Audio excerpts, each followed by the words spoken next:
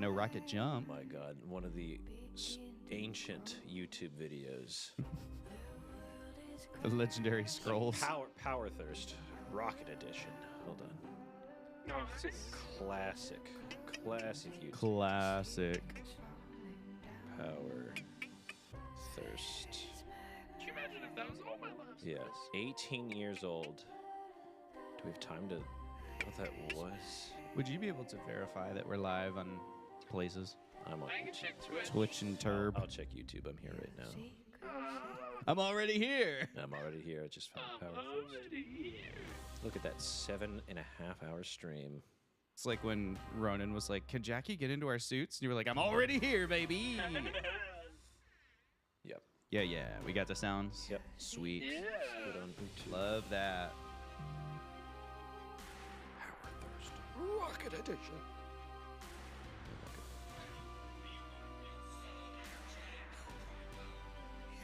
What am I hearing? Oh, is this your meme? Yeah. I'll put it down. We can watch that later. Yeah. It is, Get out of here with It's that. 18 years old. Why does he think anyone cares? I'm just kidding. I just put my headphones back on. What was going on? Nothing. I was just saying how much we really appreciate you and your contributions to Oh, the so team. you do want to watch the video? Yeah, just not now? right this second. Okay. So glad I've got such good friends. Make me derail everything to watch. Derail. With friends like these. Who needs anemones? What? What? Who needs memories? No, anemones. Look at this. Who needs Lebanese? Do you like my buff frog? You know what I'm doing. I hope you know what I'm doing. You're teasing me. Do you I like love my- your buff frog. You like my buff frog? Yeah, your buff frog is great. It's really He's so good. buff. It's really buff. It's like the strongest frog there's ever been, I think. With friends like these, who need anemones? You didn't need to repeat it slow for me. I gotcha. Do you need? I'm just giving Do you you crap. need I knew acknowledgement? it. I knew it. Do you need acknowledgement? I need it. That was fun. That was very fun. I acknowledge you. Acknowledge me! Oh, I saw you. I heard it. I'll let you know. Yeah, I heard and saw that. I don't like your acknowledgement. Well, we can't be picky. Can't be picky about what kind of acknowledgement it is. Yeah, we don't get to have it both ways there. Yeah. Don't have any Yeah. more doodles in here. just- No more doodles? Yeah. Well, I've got this page of doodles. Well, I like what you did with the, I was gonna say the spies. What's that? I like the page edges. Oh, yeah, I definitely did that. That's definitely all me. It's not. Who Certainly did not. it? Certainly not. The manufacturer, I'd assume. Paper Blanks, Flexus. Oh! Welcome back, everybody. Was the music Did you just try and like manifest the bumper? What? I think so. It sounded like we were going into it, and it's 7 o'clock. It's 6 o'clock actually. It's 1800 hours on the dot. One of 1805. those is, Yeah, so 6 o'clock. on the dot. Two of those are true. 1805. Yeah. That's true. 1805 on the dot. 1805 That's what it is. on the I remember dot. 1805 the year. 16. I remember the dot. 16. I remember when the dot fell. Echo. Embarrassing. Look at that. Oh my god. Whoa. Whoa. You mean underneath this microphone there's another microphone? Whoa. Whoa. Yeah, all right. Hello. Oh. Yeah, where?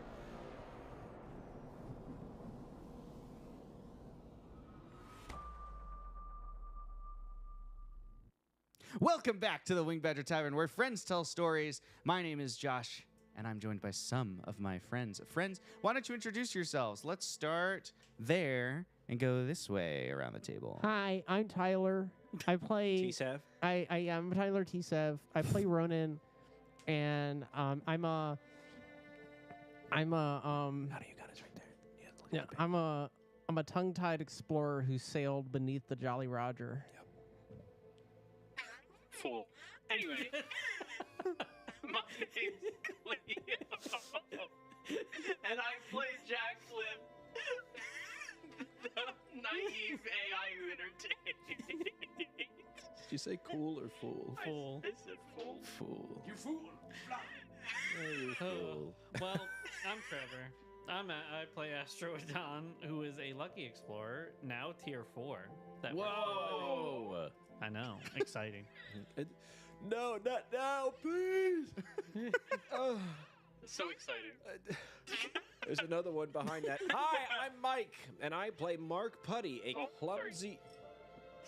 Are you done? Look at me.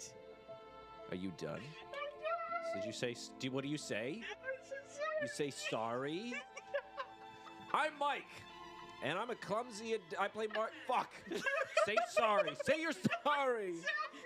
I'm Mike, and I play Mark Putty, and I am a clumsy adept who talks to the system. Go ahead, Josh. And I'm Josh, the Winged Badger Game Master. I'm dressed as Captain Jet Gamma, but I'll be playing everybody else on this, the last session of day 1 of our finale weekend. Session 3 of 6 right here. Session 3 of 6. Almost halfway. Yuck. This is halfway. No. We're At halfway the end of this one, we'll be there, you halfway. could say. Hmm. Whoa. Wow. Whoa. We're like living. Last time on our Take it away, that's fine with me. explorations, we discovered the Station Gamma, and we were about to board, unsure of what to expect. Our lovely security officer, Miss Bones, Talia Bones, showed that she was stowing away weapons and dished out a shotgun and cocked it.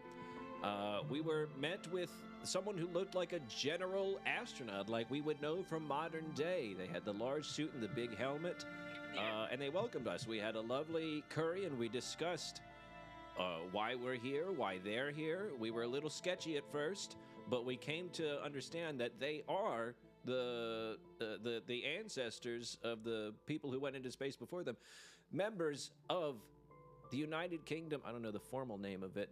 M7. MI7? MI7, the Britain's space program, and they've been out there for a long time. What? What? What? I know. Keep going. Look at me and tell me what's wrong with that. What did I say? Is that wrong? Are they not? No. Get your shit together. We had a lovely curry. Then as we were having a meal with one of the officers, we had some extorting come in, but the officer got pulled away because something happened, some sort of ping, someone out there, a potential emergency. We weren't quite sure. We wanted to get in contact with our ship, and so we went to the police, who we hacked into the systems a little bit and got some... he's got too many buttons. We eventually got back to our ship, and we talked to Dean Lagrange, who gave us a little bit more background on the ship and his relationship to it. And while we were there was a little debacle. There was a little tobacco. We had a little smoke. Our little loading tube had a tear, but we all made it in just fine. But we discovered that the ship that was hailing the station was potentially some even more advanced humans. Jacqueline was able to hack into their system, into their cameras for just a moment, and last thing we saw in there were some human-like people and a large reactor that is not powered by cosmetylene, but something else, and there was a giant timepiece on the front. Yeah, I don't know about Don't that fully know if it's a stopwatch or a big red countdown with dynamite on it, but that's where we left. Ronan has gone back to the ship, the ISS Spirit of Inquiry. Excuse me. You got it? With the Spirit of Inquiry to go and give them a little bit of a lowdown and prepare.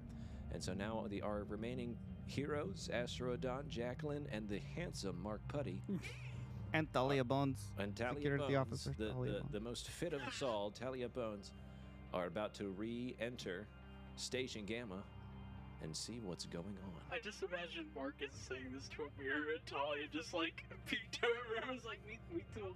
I like to think of it as Mark's in vlog. The entire campaign has just been Mark's vlog. Of like what's happening. What's up, chat?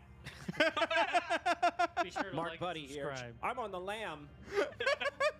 Don't tell anybody. They'll never find me. They'll never find me out here. I've been crying a lot this week. Just like last week. I've been getting gaslit again. So we are now about to re-enter Station Gamma. Ooh. With a formal. As the Oh, sorry, with a formal dignitary this time instead of just, hey guys. Yeah, as the airlock door opens back into the docking tube, which is this large arm that kind of extends off to the side of the main body of Station Gamma, this time instead of like a sort of confused looking, probably air traffic controller, you know, someone of that rank, this time you have someone walking up towards you who is more medals than uniform. And he, the reflection is blinding. They just hand those out. He is dark skinned. His black hair is very neatly combed and coiffed, if you will. He's got dark olive green eyes, and as he strides towards you, his footsteps echo kind of down the docking tube. These kind of metallic clicking sounds as his combat boots echo off the ground. He walks up to you and holds out a hand for a firm military handshake. Will anybody accept? Great. Mark accepts the handshake. It is the strongest hand you have ever shaken. I'm going to do a strength save. Okay. A might save. Great. He's level 7. You've just done this to yourself. Okay. So the difficulty here is 21. God damn. Target roll is 21. I need to move this. I got a nat 1. Legit. Let's go. Great. Ah! Yeah, your hand hurts a lot. You definitely lose the handshake game. And the GM intrusion, let's see. There's got to be a good GM intrusion for this. For bad handshake. I throw up. Well, it's just a way that the current scene gets more awkward for you. I think that... I know what it is. It's just the humiliation of it. He shakes your hand and you like wilt in his hand, and he goes, "Oh, you must not be in charge." And he looks over and he shakes Talia's hand instead. She goes, "Nice to meet you." And it's clearly stronger than she is too, but she like holds her own. Her hand survives. Hello, nice to meet you. I am Field Marshal Blanche Foxworth. I'm in charge of Station Gamma, and I understand that there is some information you need to share with me regarding the unidentified contact on our systems. Correct. Yes. Excellent. You seem much more like a data person than like a leading person. What is Thank it that you. you've discovered?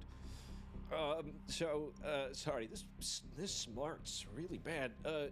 Deploying healing foam to glove. Thank you. Bunch of turns goop into a out of my cast? hand. Like- Oh, thank God. Yes, we. It's like local anesthetic. So Your this hands is numb. Oh. Just flopping it around. This is Jackie, our artificial Hello. intelligence. Ah, unit. yes, I was told you had a functioning artificial Yes, intelligence yes, unit. very good one. Fascinating. Yes. Have you brought us one aboard your ship? Is that one of the supplies you've brought? No. Well, not quite. Suppose there's you intentionally. might already have one kind don't of like the hiding sound in of your that. system. No, potentially it's an archaic thing. We can get into that. I But see. Jackie was able to get into the cameras for a brief moment of the ship that is hailed I see. What is this? station. It's a pop symbol. It's What? to make me more likable. She's very kitschy and I just see. very Kitschy. Is that an evolution of the diction? very Kitschy? likable. Kitschy was there in 2025. Come on, I guess you've been I here a think while. you may have just been out of touch. It's sorry. Yes, sir. we've been out of touch for thousands of years. It's true. I meant Thousand while you were of She's course. just she's right? very pleasant and very. I see. Has a good energy. Very good. Has good her Very good. vibe. Excellent. Yep. So she was able to look into the cameras and it seems to be there also. I don't know. Maybe you've already made some minor contact with them, but they appear to be human-esque Yes. in nature. The see. inside looks more advanced than even our ship. Their reactor does not appear to be powered by cosmetalline or cosmeridium, but there is a large timepiece on it. I don't really know the full. What did that actually look like? I literally was thinking of it like a large stopwatch, like an oversized stopwatch that's kind of like Oh, anchored to the front wow. of it. Okay. But instead of it being like wound or whatever, it's just like part of the machine, whatever's at the back, Okay. but like analog clock hands. Interesting. So big clock, potential time machine vibes coming in there. Time machine. So first you arrive after 500 years, and then on the same day we think potentially someone time traveling arrives. Well, I What do mean, we make of that? Ravensworth? That- And one of the people next to him steps forward. Yes, of course, Field Marshal. I don't have any conclusive data, and so I can't do anything more than speculate. But certainly, if a time traveler arrives at the same time as some other event, we can assume that that event is something of significance. However, we've not seen proof that they are time travelers, and No. I would caution against jumping to any kinds of crazy hypotheticals. Frankly, we live on the edge of the laws of physics as it is, and I don't know that we want to go any further off of that slope unless we really must. It's just a big clock, sir. I apologize. I just don't know what else it's either. Perhaps they're all just bad at reading. It's Just need aid for time. Right. maybe. Well, Analog thank you for clock. sharing this information with me. Were you able to communicate with them at all? I was unably. Ah, Yeah, no, it messed up. is that my part of the system a little bit. personalization as well? What? Yeah. Okay. Yeah. Yes. That's a word. Yes, that's a word. I was unably to access their systems for more than a brief moment, so I only was able to get these video feeds, and I popped them out facing outwards on Mark's HUD, so they can see it on his face. Like his face gets replaced with video feed. I see. Interesting. So we only have these few seconds. Yes. It's just like a loop of, it's like 3 or 4 human. Well, they look like us. I mean, they're certainly human. Understandably, I was a little afraid to go any deeper, considering that their algorithms were a little scary for someone such as me. I see. Having more time now to kind of analyze the footage versus before you were just like, get what I can get and leave. Now that you're looking a little bit deeper, we can see a little bit of the internals of the ship beyond just the big whatever power sources at the back of the ship here, right? We can see that it's well illuminated. The lighting is not the clinical color temperature of a military vessel or a regulation vessel. It's more like cozy, warm lighting. The walls of the ship, rather than being kind of like a bare metal with safety posters on them, they're decorated, there's art hung on them and stuff like that. And you can see 3 people in the ship. You can see one person who is a tall, lean human man. He is leaning against one wall, and he's kind of looking at some kind of readout or display. He's got a little keyboard in front of him, and he has tattoos up and down his arms on both sides that are pulsing. You kind of analyze. You only have a few seconds, but in the space you analyze, they're pulsing around the average heartbeat rate, and you think perhaps it's tied to the pulse of this person, like bioluminescence. There's also a woman sitting in the pilot's chair who's much more kind of squat, muscular frame, and she is just essentially one hand, instead of on the yoke of the ship or whatever, is just kind of resting on one of the walls. You have no idea what she would be doing with that hand. The other hand is piloting, using the controls. But maybe there's some kind of interface between her and the ship. Maybe she's just unsteady. Who knows? But she's kind of reaching out and holding onto the side, and then standing behind them at a military parade rest. hands behind his back, is what must be the captain of the ship, just based on his bearing. Who has he's kind of he's not overly muscular, he's not overly lean, but he is obviously He works out. well, he's obviously cybernetically enhanced. Oh. So there's different things that kind of protrude from his joints that make it clear that there's some kind of extra hydraulics or something has been installed at the shoulders, at the elbows, at the knees. He's got a lot of augmentation to his physicality. So he literally cocks his arms. I can't. Maybe, I don't know. But anyway, so you see those 3 people in the ship.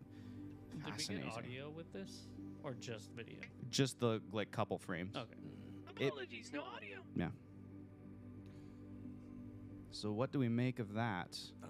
Let's take this back to the situation room and continue discussing. But certainly, I want your feedback as we move, and the whole kind of group, the whole posse kind of rolls out. This field marshal is flanked by 1, 2, 3, 4 generals. I who are will walking. say our ship was going to investigate more. Yep. They might. Your ship, you mean the small one? No, It's just a. Our big one. Oh, okay, the one with the supplies. excellent. Do we have a reliable way of communicating with that ship? It just left. We set up our own array. I don't know how well your systems are going to be able to I see. integrate with it, but we Can we rig this? I could Oh, if I was do. given access. I got my little communicator. That's right. That I made. We have a simple.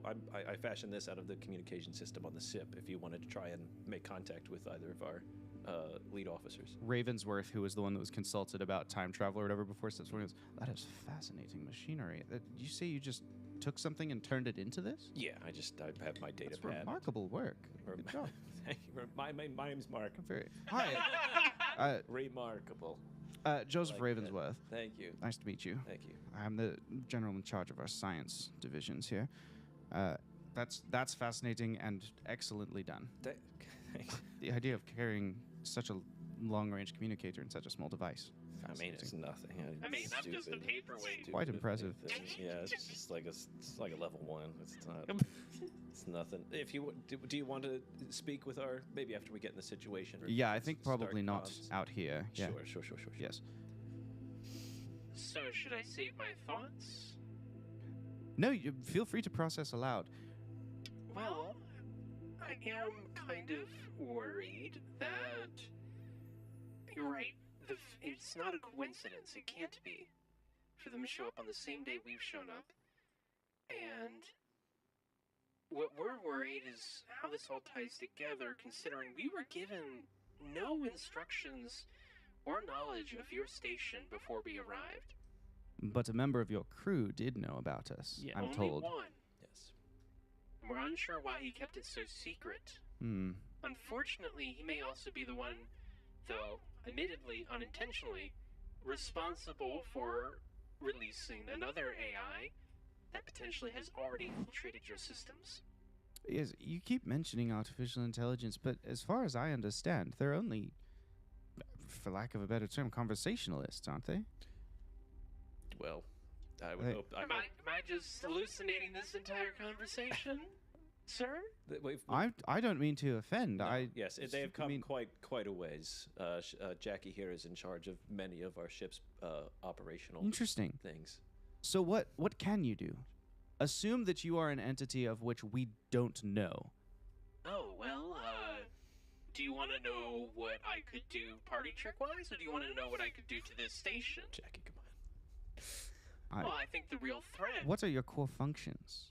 Well, I'm able to take multiple threads of thought, operate on the scale of milliseconds, process algorithms of any sorts, provide my own feedback, make opinions, judgments, Fascinating. Fully reasoning.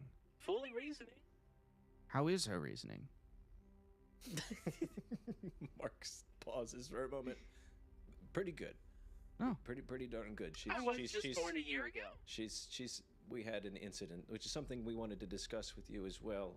When we made the jump, with our initial jump using the cosmetically, Excellent. we ran into some My predecessor was destroyed. electronic complications. Yes, I see. There was like a potential other entity that had basically wiped out most of Jackie's functions, and we've had to start from scratch. But Wow. So in 1 year, you've learned all these functions. yes, I've learned most of them, and I would think the rest have just come to. That's impressive, too. I think we're going to work together quite well. For now, let's batten down the hatches, as it were, while we pass through the common areas, and then we'll continue this discussion in the Situation Room. And a heavy door hisses open, and you pass through first a few areas that are familiar territory. There's like that kind of big entryway. There's the food court space, and then into the larger sort of, it looks like the inside of a mall. And then as you move from there to the next segment of this particular level, you know, you pass through, it's like city blocks, right? So each one has its own kind of distinct character to it. But in this case, Blanche Foxworth is leading you to the central, like, Tower. tower or pillar of the space station. And when we get there, he says, right, you won't have standard issue harnesses here. Use these temporary ones. And he opens a little hatch in the wall and pulls out a few. They almost look like rope climbing harnesses. But he, hands each of you one. They go on simply enough. And he says, I assume you can attach Jacqueline to your suit in some way, yes? yes. Okay, excellent. Plug her in. And so you Just add chuck the me harness, down. and then as the rope kind of moves by, there are just like small steel cables with really large D rings on them that go by. And so he grabs the D rings, he grabs the carabiner on your harness and just boom, clips you in, and it takes you away. And so he sends his generals first, and then you all get kind of launched with them. It's a very it is, there's momentum change, but it's a 0G environment, so it's not like it's, it doesn't whiplash or anything like that. You just suddenly you're moving, and you are kind of launched, and it's a pretty long trip. If we look at the station here on the map behind me, where you entered is, you see this yellow truss that sticks out to the left and right? Yeah. Those are the docking arms. So you've entered through there, gone to this central area where there were a couple sections in that pillar, and then when you got to the base center, you were traveling the whole way to our left here, up the length of the space station, the whole way to the front kind of communications array, which is that sort of plus-shaped the whole way connection of, it's not a cockpit, but if there were a cockpit to the space station, this would be it. It's all monitoring instruments, security panel readouts. It's command and control is what's happening up here. So you head up to the CNC space, and the doors open again as you enter into this new area where there's much more happening in here. There are computer monitors humming and buzzing. There's the beep of different machinery. Mark, it almost feels like entering into one of your server rooms if your server room were at the center of the bridge, because there's also lots of people talking. There are different individuals. Everybody's got on those big gaudy headsets, and they're leaning over and kind of like communicating with each other, as well as checking in with probably different levels of the station, monitoring different things like that. Each of the generals clearly has an office around the outer edge of this command and control space, and then Field Marshal Blanche Foxworth has like this large conference room or their situation center. And so he steps into the situation center, holds the door open for all of you. This one does not slide. This one is on a hinge and closes with a really satisfying like mahogany click as the door closes, and he throws the deadbolt. He says, "All right, we are now in what we would consider a more classified area, and we can speak freely here. So, sorry, you were telling me about Jacqueline and the capabilities, but before that, you said there were more things that you speculated about. You had a member of your crew who sort of knows about us, and something maybe that you had hypothesized about the unknown entity."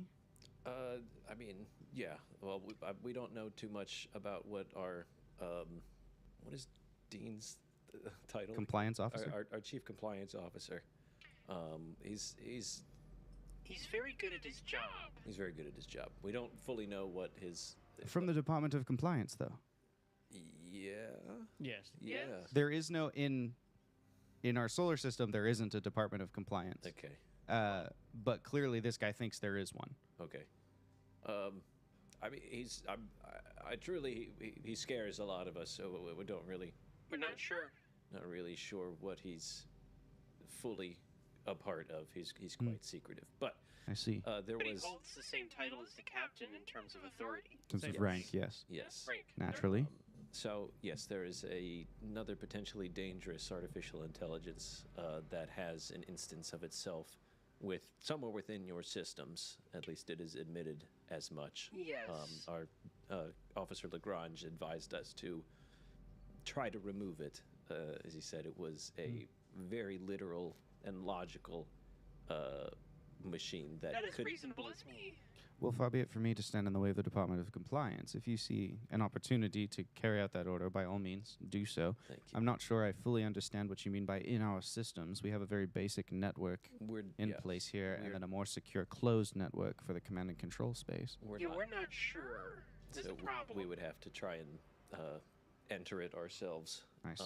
And see where he might be hiding, because we don't know the full details, and our compliance officer, Lagrange, does not either. We were told that he had orders to make sure your original mission goes as planned. And from what I understand, your station has stopped sending back reports about 500 years ago. Yes, well, it was determined that the means by which we had to transmit all of those reports and resources wasn't very ethical.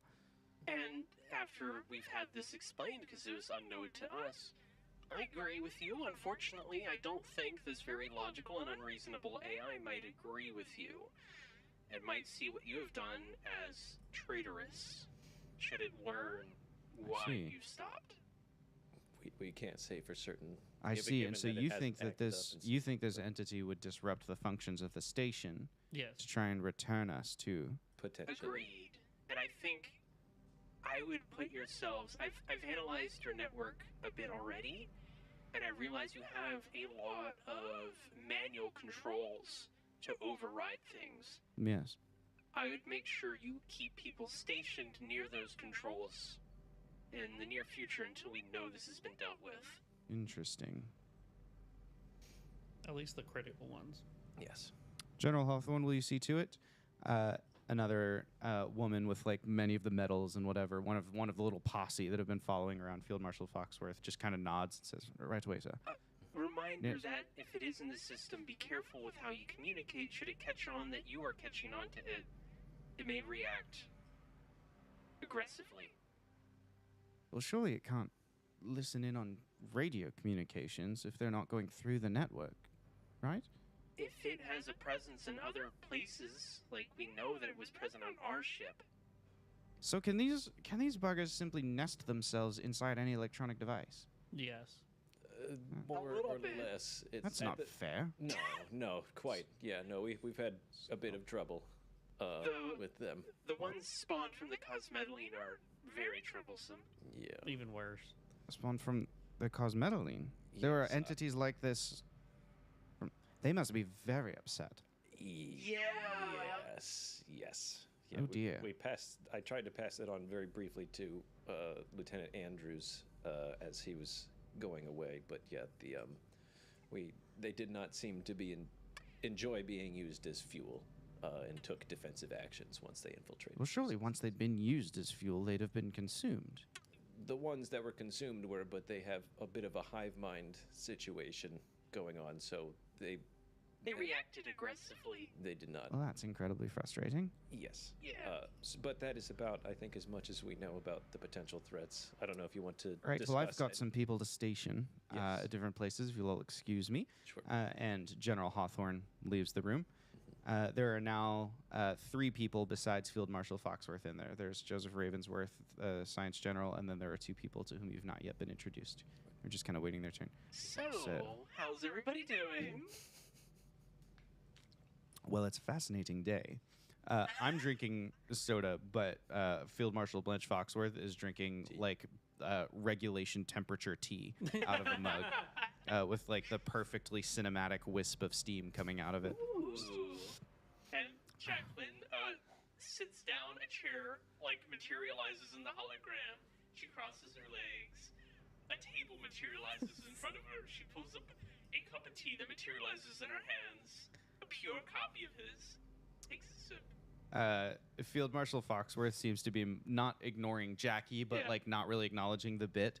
But one of the other people, a red-haired lady who's a little bit shorter than the others, she has a little pin on, or not a pin, but like the nameplate just says Jen Gen Warbeck.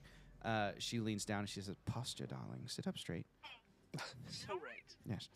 And then she sits down at the table, like your cortex is resting on a table. She sits down at the table next to you, matches your position, and takes her own little cup of tea.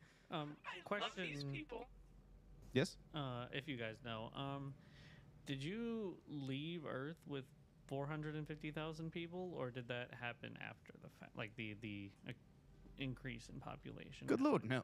It's the same redheaded woman, General Warbeck. No, of course not. No, the station was built for us to expand into. So when we left Earth, we were a smaller research team of around 100,000 people. Enough people that it would be significant and, most importantly, of course, not dilute the gene pool or overly dilute the gene pool, as it were. Make sure that we didn't destroy the species. But also a small enough number that a station of this size we would be able to expand into for many years. In addition, of course, we traveled with the infrastructure to expand our system. If we were able to mine resources, of course, we didn't realize at the time that we were going somewhere where we couldn't mine any resources because the rocks were locked in place by some kind of strange scientific effect that Ravensworth tells me is perfectly logical and explainable. Yes, it's very frustrating. As it is, Harriet, from the other side. We plugged into it. The rocks. No, right. Ravensworth, what? We We used the dongled. Take an XP for the synchronicity of that. That was so good. I think you mean you longled. We long. We did longle. I take the XP back. That one was a loner. I know you Oh said no! it. Oh dang it! Just kidding. You can Okay, thank you. He did tell me never to say it again. I did. I got But COVID. I said it. He did say it. Every time somebody says long goal from now on, it's going to spawn a GM intrusion with no XP. Yes, sir. Okay. Yes, sir. But anywho, would you care to speak with our chief officers? Of course, we'd love to, but I think in the meantime, if you've got any documentation about what you've observed, it might be helpful for us to Sure. coordinate it with our own. Yes, the dongled stuff. So, Yes. Jackie, would you or I do have some of the materials on me that we collected on the way back over here. Excellent. Here you go. And Pull out the- I just, yeah. you want me to pull out the storage, whatever, the USB that we had? That we Everything is on here. Here, plug me in real quick. Bink. And here we go. And I Movie. sit down in front of like a projector, like it projects on the entire wall of the conference room. And I sit down like I'm at a movie theater eating popcorn. And the memories start playing that we have collected in the same chaotic order that we have found them. You know, the panic, the point of view of being an artificial intelligence, the red light coming closer, the buttons being pressed, all that fun stuff. While it's playing, mostly you have Harriet Warbeck and Joseph Ravensworth's full attention. Blanche Foxworth and the other person have stepped off to the side. They're still talking very animatedly about what to do with this present and current situation. That, you know, they're like, yes, the scientists, but also, you know, and trying to think about what to do next. As you're kind of playing back the thing in the middle of it, General Hawthorne returns, who's the one who was sent to like station people by all the overrides. General Hawthorne comes back in. Right. Well, we've stationed people in all of the relevant places. I'm not sure what we should do next. Field Marshal Foxworth? The first thing we have to do is determine the safety of the station and find some way to interact with this unidentified. I mean, it's rocketing towards us. I'm sure we have a day or two before it reaches us at the distance from where they came into the system here, but they're, I mean... Our ship might get to it first. Oh, yes. Can we attempt to hail your ship and see if they can Of course. coordinate? Great. I'll let you authenticate, and then maybe I can jump in. Of course. Sure. I pull up my pad. I push some buttons. Hello, this is Science Officer Mark Putty, looking to chat with Officer Lagrange or Captain Chet Gamma. You get the exuberant voice of Finnegan Allsdale. Mark, how's it going? Hey, Finn. You've been gone a long time. Yeah, we've been out here. Yeah. Sorry, you came in loud and clear, but I also wasn't paying very much attention. Who did you want to talk to?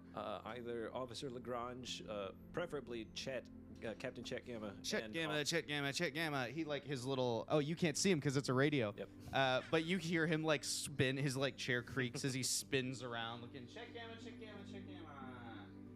Ken Gamma, Captain. I got Mark on the horn for you. Yeah, he's calling on a radio So unofficial. for some reason. Yeah. No, I know we're supposed to be, but he was wanting to talk to you. Yeah, to your office. I'll patch it. All right, we're gonna patch you through, Mark. Thank you, Finn. Yep. Hope things are good. Appreciate it. Yep. It's Miss pretty you, buddy. crazy. Cool. Click. Love and you. he like hits the switch and it patches through to the next one. I hope the love you gets cut into Chet's office. Hey, Mark. Feel great about you too. Hello, Captain. Yeah. What's going on? Tell me the latest. Well, I'm not sure if you've been fully updated, but we are currently on Station Gamma. We are here. But I can see your dropship. Yes. Ronan is on his way back. By himself? Is that why he's doing all these loop-de-loops? Yes. Yeah. Is he do? We didn't really watch him as he was going, but he's probably very excited He's- to have free reign. Yeah. It's too bad I can't send you a video feed. It's hilarious, but kind of gratuitous. He doesn't get a whole lot of free time like this, sir. He's the chef. Surely he gets free time. So Not to buy. Okay. this you could discuss it with him when he Right, comes back. But yes, absolutely. so we are here on the station. I don't know if you've been updated on it. Not entirely. Dean told me you guys found something, and he explained that we had some need for a lockdown protocol with external communications, which reminds me, where's this one coming from? Because we've shut down all the normal incoming frequencies. I had fashioned a simple communications device with what was on the ship. So currently, I don't think you'll be able to hail Ronan. I see. So you tinkered one in. Yes. I see. Okay. Right. Well, that's very resourceful of you. Thank you, sir. Yeah. Okay. So my understanding is just that there's something kind of intense happening, and we needed to take some protective steps. And Dean Yes. wanted us to reposition so we could get a better look at something. He's got Adelaide in the compliance department right now, helping him out. Yes. So on top of the station that we have discovered and come aboard, there is another vessel ways out that has hailed. We've gotten some simple footage of the inside. It appears to be more human-esque creatures. We're not entirely sure, human people, but with what appears to be more advanced technology than even we have. So to be entirely clear about this, Yes. you are on board like a man-made space station right now Yes, sir. with other From humans. From 2025 Earth, yes. From As a part of a program with the with MI7. It's a lot. this is a lot. It is a lot. You might want to get Officer Lagrange on the horn as well. I think I shall. Yes. What But about the supplies? we're apparently here to deliver supplies. Our fabrication department is modular, and I think we have a lot of raw materials that I believe we're supposed to be. Again, you're going to need Officer Lagrange on the horn, but I also have some of the head officers of this vessel if you would like to discuss with them. They would like to discuss. Leaning over your shoulder, the field marshal just reaches down and kind of asks. He's not just yanking it from you, but like, can Passing on. I? Yes, hello, Captain. This is Field Marshal Blanche Foxworth of the HMS Deep Space Research Facility Gamma. There's a lot of questions that have arrived for me today, but the most significant one, and the one I'm hoping you can assist me with, is that there is an unidentified vessel in apparently the same section of space that you and I both are currently residing in, and it's zooming its way towards my station at, frankly, a rude speed for someone who's not responding to any kind of radio hail. And I was wondering if you might be able to get any kind of more information about it. It's moving so quickly that our sensors and cameras can't even quite keep up with it. I see. Well, hello. I'm Captain Chet Gamma of the Spirit of Inquiry, and I guess I'll get someone on that. That's probably what my compliance officer is doing. Ah, yes, a compliance officer from the Department of Compliance. That would be perfect, actually, if I could speak to someone in real authority. That would be awesome. There's like one of those really pregnant pauses. Captain Chet Gamma goes, real authority? What exactly do you mean by that, Field Marshal? Well, I simply, meant that, the Department of Compliance, obviously a governing body that supersedes other governing bodies, coordination between all local governments and all that. I've never even heard of the Department of Compliance. Dean Lagrange is an old guy who works for the Navy, and well, that sounds to me like a cover story, Captain. But I'll let the two of you resolve matters of rank and file. I would love the opportunity to speak with him, and I apologize if I've given any offense. It was certainly not my intention. And after a few seconds, Captain Gamma goes, yeah, all right, that's fine. Whatever, I'll forgive you on that one. Dean and I have a lot to talk about anyway. Let me see if I can get him. Let's get all three of these guys on the phone right now. Josh for 30 minutes. Just have fun. We all eat popcorn. At the end, I'll make you all roll to see if you had fun. Yes, sir.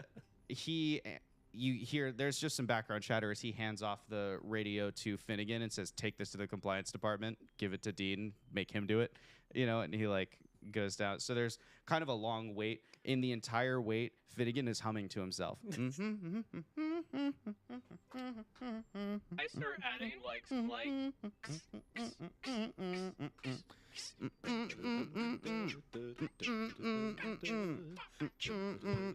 in the elevator. Hey, and then you hear some knocking. Ding, ding, ding. Hey, Dean. Dean, Officer Lagrange. Lagrange? I think it's Lagrange. Officer Lagrange. Hey, buddy. He's dead. Hey, you in there? Let's say he's gonna get shot. Officer Lagrange. Deanie. And you hear the of the door opening.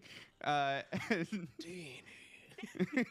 I'm saving that one. I'm supposed to bring you this. Yeah. Brig? Yep. Mm-hmm. Oh my God. All right. And then his voice like fades out as he walks off into the distance.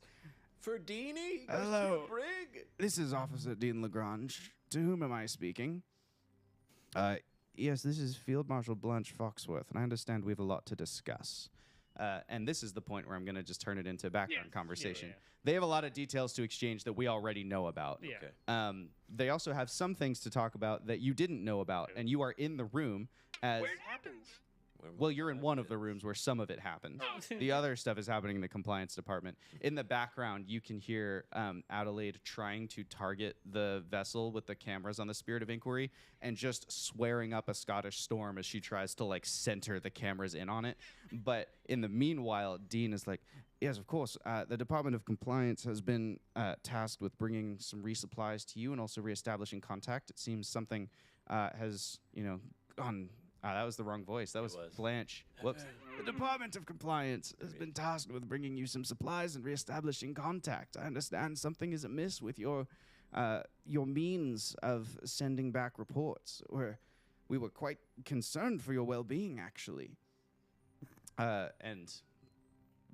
From this, the conversation escalates to a bit of a standstill where they end up kind of hanging up on each other over not quite the ethics of it, but it's like there's a more and more proper British rage kind of burning within Blanche Foxworth as Dean is like, no, you just gotta do it because it's the Department of Compliance and that's the order from the Department of Compliance. It's essential. We've been working towards for how many thousands of years have we known each other?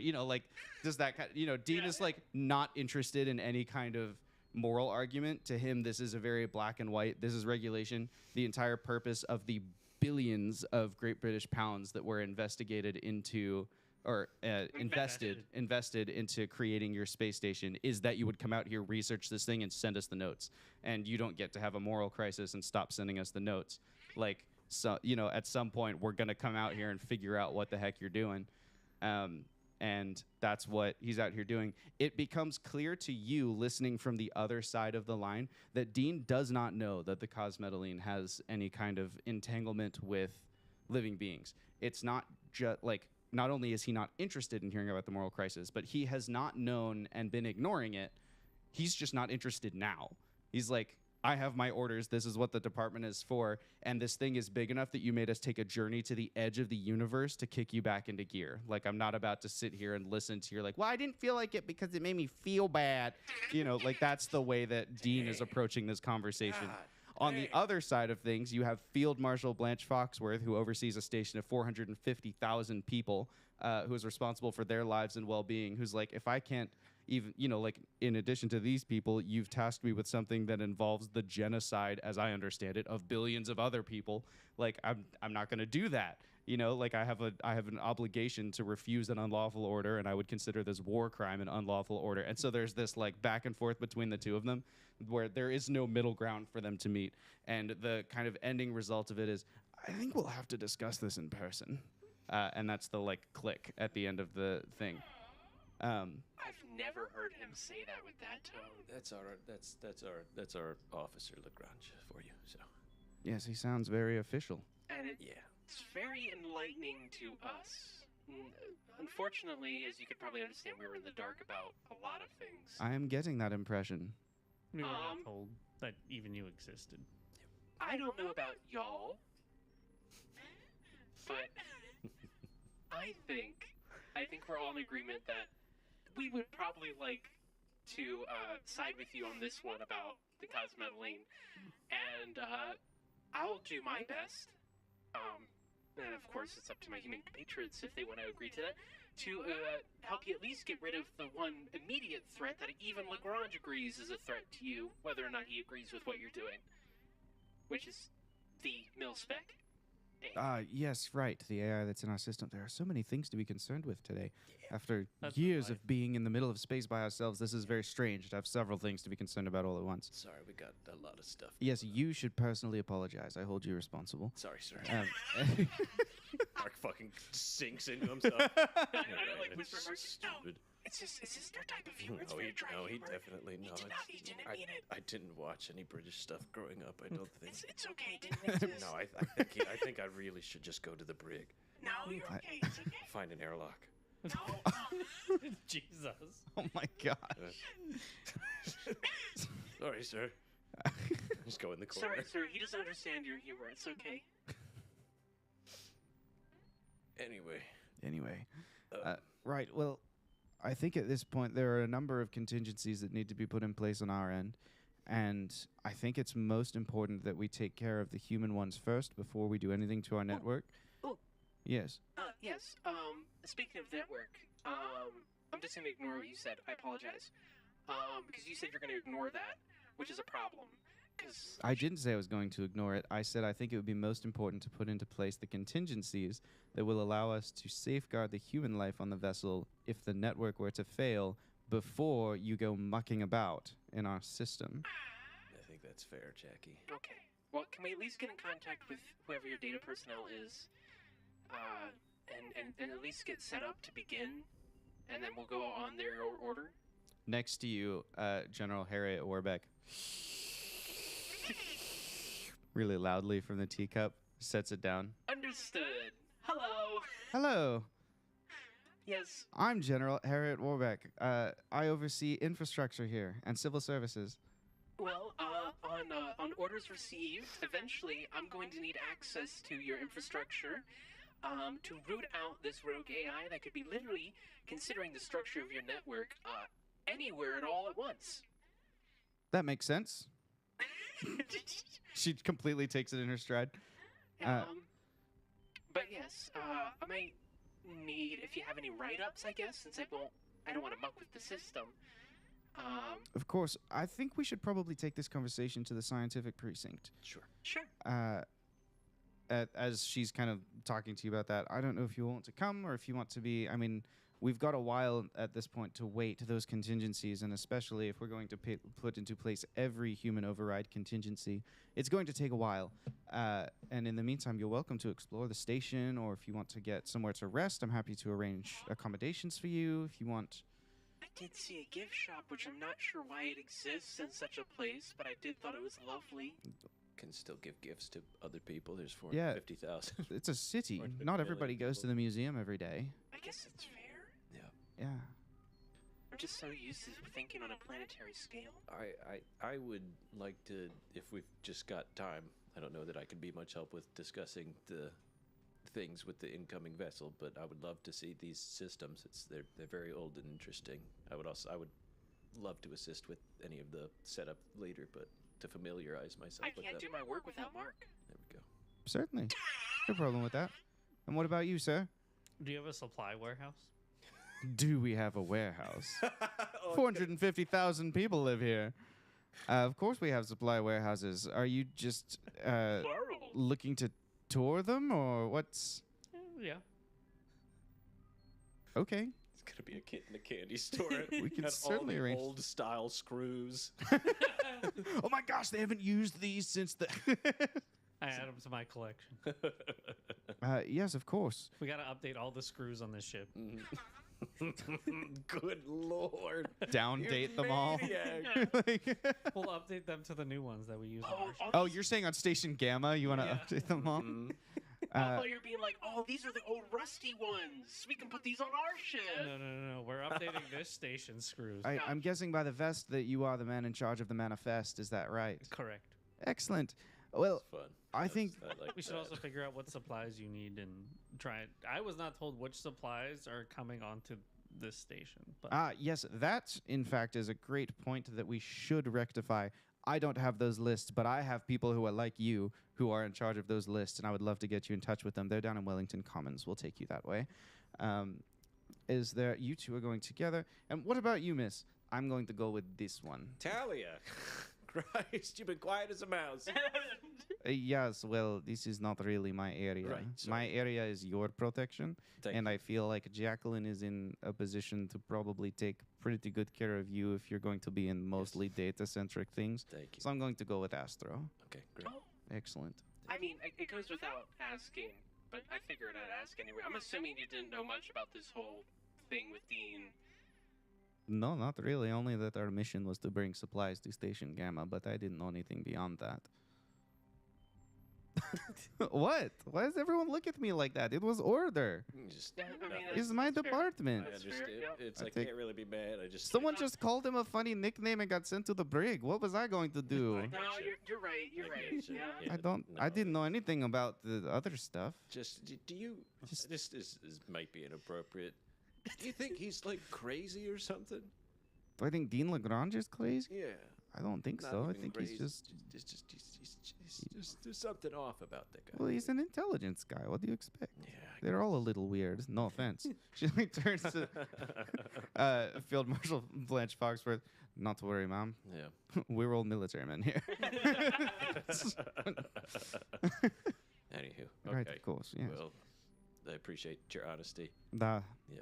Chet isn't very. I happy. look. I have died with you, so I try not to keep secrets because that's pretty big bonding. Yeah. Around the room, there's a bunch of like stubborn British avoidance of a weird question of like, you know. But like we've been dead together, so I feel like you can trust me. Technically, I can trust I you. didn't die. Come on, Jack. Well, you were dead about the year before that. That's true. You made yourself a shirt. I did. Yeah, you can't wear the shirt and well, then I mean, disown the the shirt's- incident. And you see, like I put it back on, and it says, "I saved all." Hey, whoa. All right. Well, thank you. Sorry, this is not a place for the military personnel. We'll get out of your hair. We should still have like local radio between each other if we need to get in touch. within our Excellent. suits or something. Yes, that sounds lovely. Why don't I then take you this way, and I'll have Lieutenant Anderson, who met you before. Lieutenant Anderson can take you down to Wellington Commons and get you Perfect. situated there. Right, this way, and you are led out by. Oh no, General Harriet's last name eludes me. Harriet Hawthorne. Nope. Harriet Warbeck. There we go. Warbeck. I thought Gene Warbeck. Nope. No. Jen, as in Gen, as in General Warbeck. Mm. General Harriet Warbeck.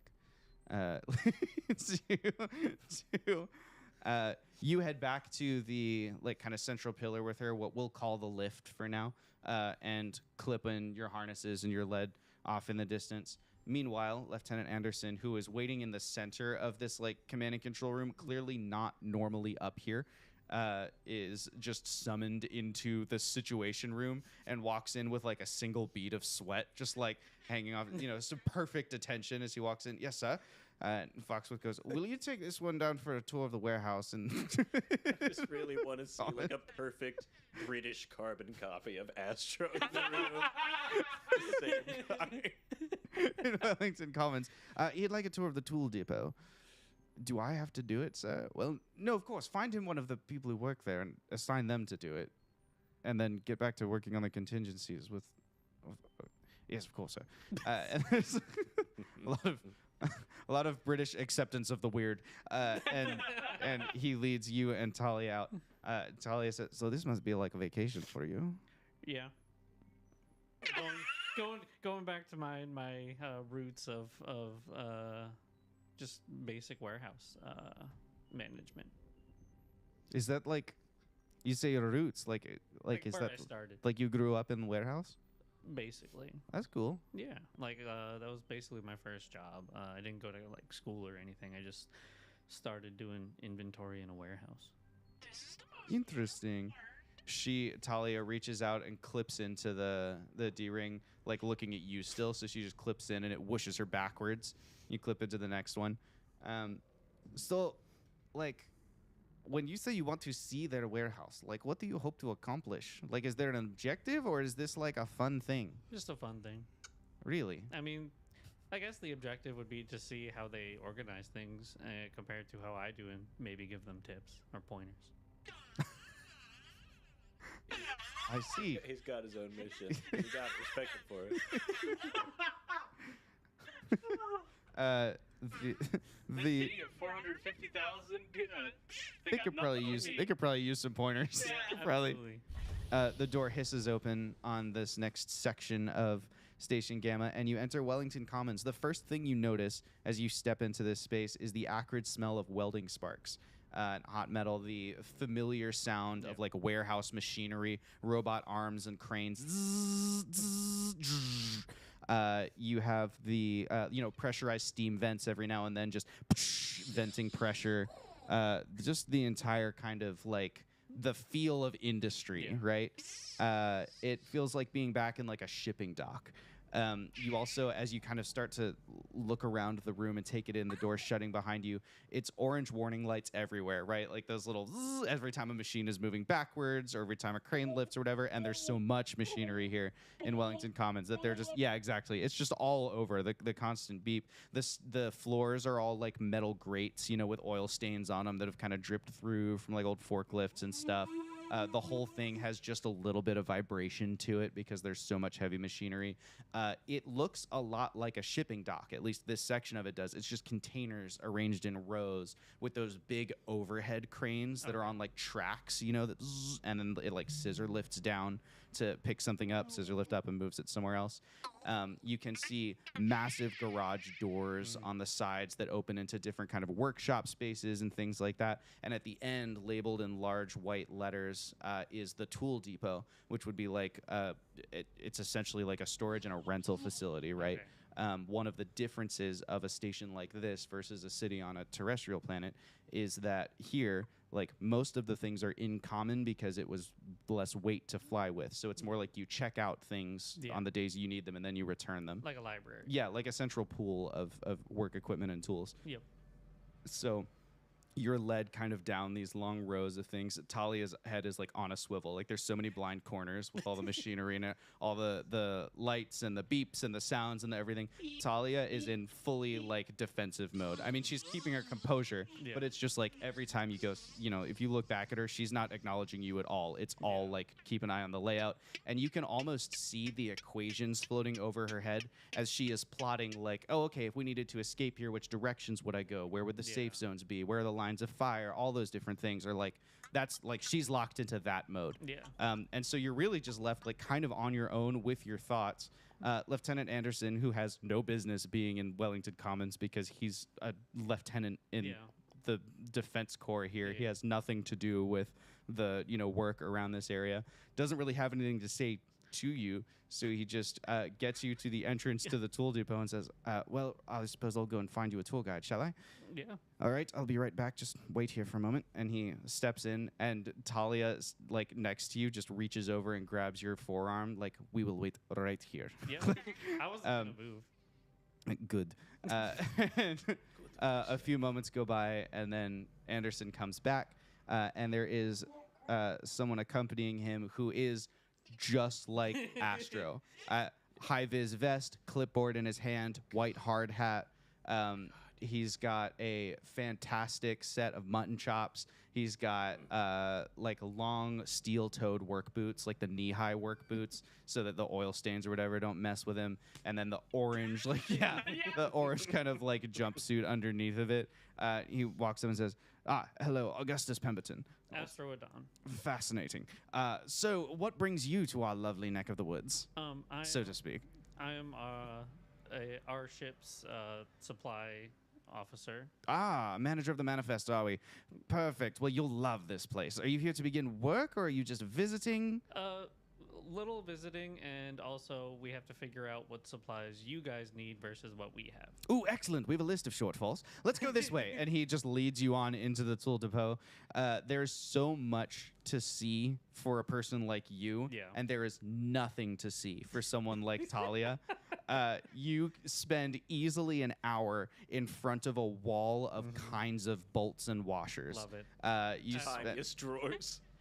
Yeah, exactly. So we these are the haven't number used twos. These are the for 2.5s. 500 years. Yes, well, we keep the Imperial ones just in case we need to update something old. A lot of our equipment is kind of older. You know, this station was built in partnership with some other governments. I'm gonna and so. pull out one of our screws and just show him like just one that. Oh my goodness, is that a composite threading? That's the most fascinating. So, what application would you use this for? And where would you compare it to? Hang on. He's like pulls open a couple drawers, like one of these that has like the more stainless threading. So these screws are used for the panels on the inside of the ship. Tight shot of Talia, just absolutely miserable. And so if you can see, the threads on our screws are like multi-threaded, so these panels don't come loose ever. Oh, I see, because of the multi-thread. But then, how do they lock into place? You see this little bit when you tighten it all the way, it like swivels out. But wouldn't it be so easy to overstrip that screw? That's always the danger with a multi-threaded screw, right? Is that if you put too much torque on it, the whole thing falls apart and it just pulls right back out. The tools we have to screw them are like precision. Oh, I see. Well, as long as you don't screw it up, am I right? Exactly. Yes. So, shall we? Kids, guys. Come on. Your wife's gone. We don't have to think about her here. No one even knows the station exists. Astro, while they're walking, will pull out his safety glasses and then hand Talia a spare pair of safety glasses that he carries. Talia takes the safety glasses and puts them in a utility pouch. Would you happen to have any extra hard hats? Oh, yes, of course. We have a supply of hard hats. Let's head by that. In fact, on the way there, I can show you all of our different security vests. He like walks by a line of like, so look, we started with Kevlar because that's what they were using in 2025 when they deployed the ship. But then we were able to upload it in this or upgrade it in this way. And you can see if we stitch in the different steel fibers here in this way, then we can create. And it's like it's that for however long you're in this scene. Meanwhile, we cut to. We cut back to the lift where Mark Putty, you are on your way down. You're kind of holding onto the string, or the steel cable, I should say. Jackie, you're plugged back into Mark's arm, and in front of you is General Harriet Warbeck, whose name I will eventually have memorized. Harriet Warbeck, who is leading you down to, it's not quite like a basement, but the level is like level B6. You know, like it's really far near the end of the station. Again, if we look here towards the boosters, there's all these like supply pods. Just above those is where infrastructure is housed, so that it's really close to where like the oxygen and that kind of stuff is stored.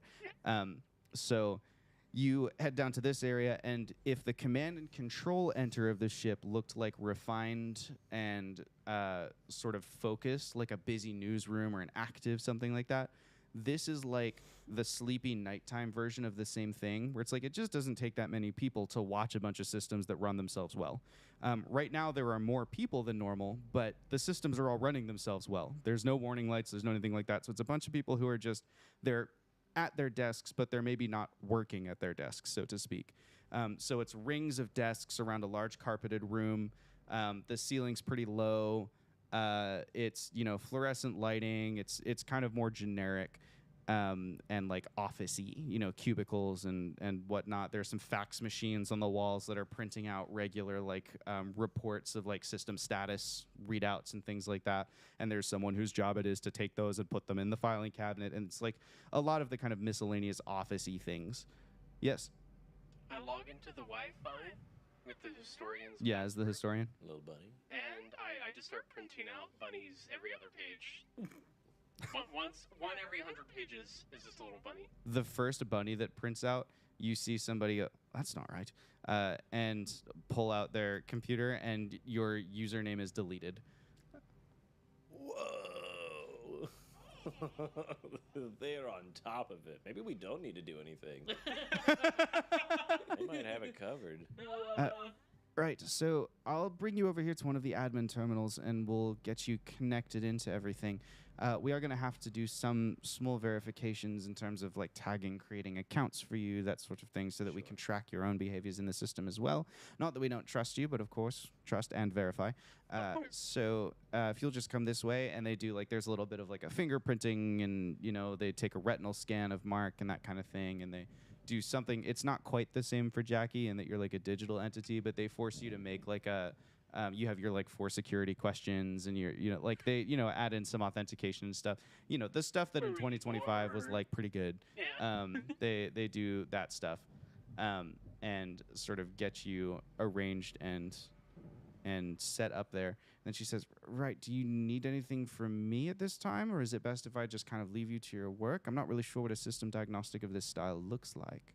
Well, I guess you can kind of just leave it to us. If there's someone around that we could just ask basic questions if we come across anything that we have trouble figuring out. To be fair, this system is very different from ours. Yeah. Data networking has changed completely in the last... Certainly, I'll leave Nathaniel here as just sort of an attendant for you, and if you need anything, he can ring me. And you see a person who's got just like the same kind of nameplate. It just says Fairbanks on it, and just steps into the door and just kind of sits down in a chair and says, right, if you need anything, I'll be here, but otherwise, carry on. And he flips open a magazine. Thanks, Nate. All right. Do we just... Sorry, while you guys work out a plan, I need to go use the bathroom really quick. Okay. Sure. I mean, I was just looking to take a peek at it for the time being because I didn't think they wanted us to touch anything. So, I don't know, just familiarizing ourselves and doing some basic probing. As long as we don't ex-nay about the order A, Sure. we could just start doing what we need to do as long as we don't muck things up. What's that, Jackie? Come on. Let's just be respectful. Just this once. I don't know. I'm a little worried I am also worried. that they're a little bureaucratic about things, and by the time they get everybody in place, it's too late. We can probe. We're going to probe. We're going to just poke around and just see, like, some very minor, like, test things to see what we can get away with. We can see, like, who's, like, pushing what buttons around here and just, like seeing how far we can get before we get flagged or something like that. Thank goodness we're whispering at a normal level. Yeah. And Nathan is really engrossed into that magazine. Looks really pornographic.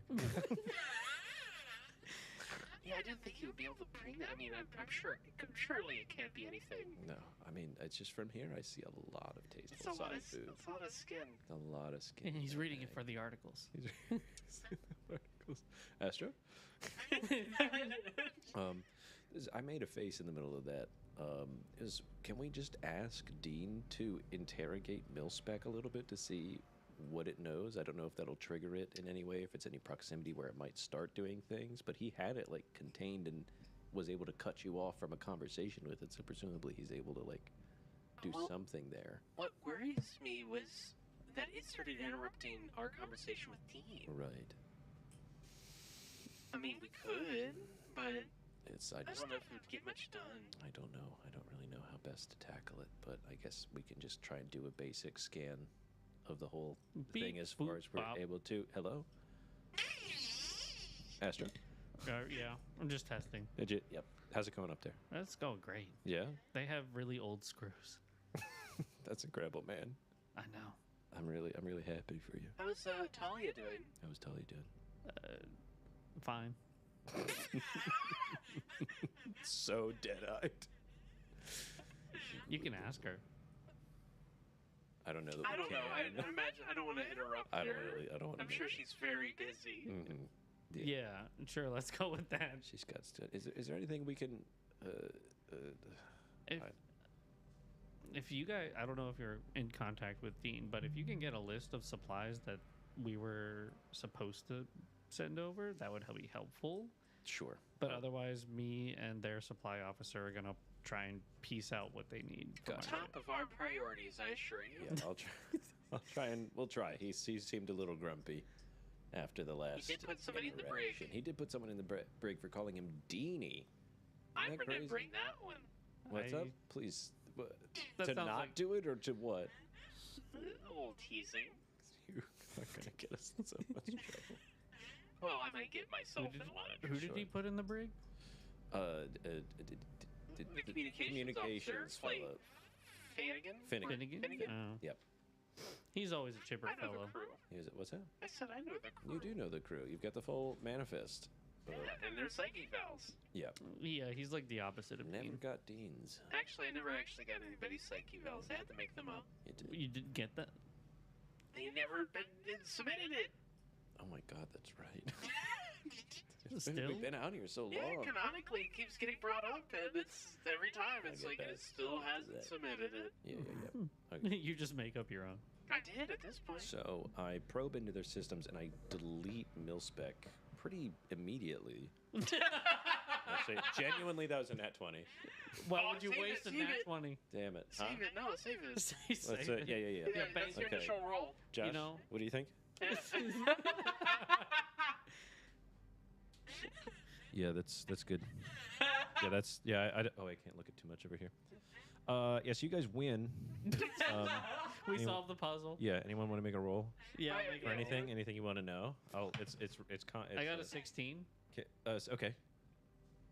What do you You're in wanna charge of the department now. Oh, I'm in charge? You're in charge of all of Cool. their stuff. You're able to replace every screw on the vessel. Heck And they yeah. don't care. know? I rolled an 18. Okay. You are in charge of the universe. We did it. Good Yeah. job, team. Yeah, you perfectly like blew up that other ship or like What found is out what its is origin. Mark's ultimate goal? What's that, Mark? Yeah. 'Cause you rolled Mark, a can you 20. roll? One second. Josh wants to know what you. You rolled the 20, so you get what I would like to be free from depression. There you go. Is that okay? We've cured depression. Yeah, you don't feel sad anymore. You never feel sad. Everything's always good. You have the confidence of a god. Yeah, you've got so much confidence. You go back to the ship and you punch Dean in the mouth, and everyone like applauds. He's back. Yeah. Everyone.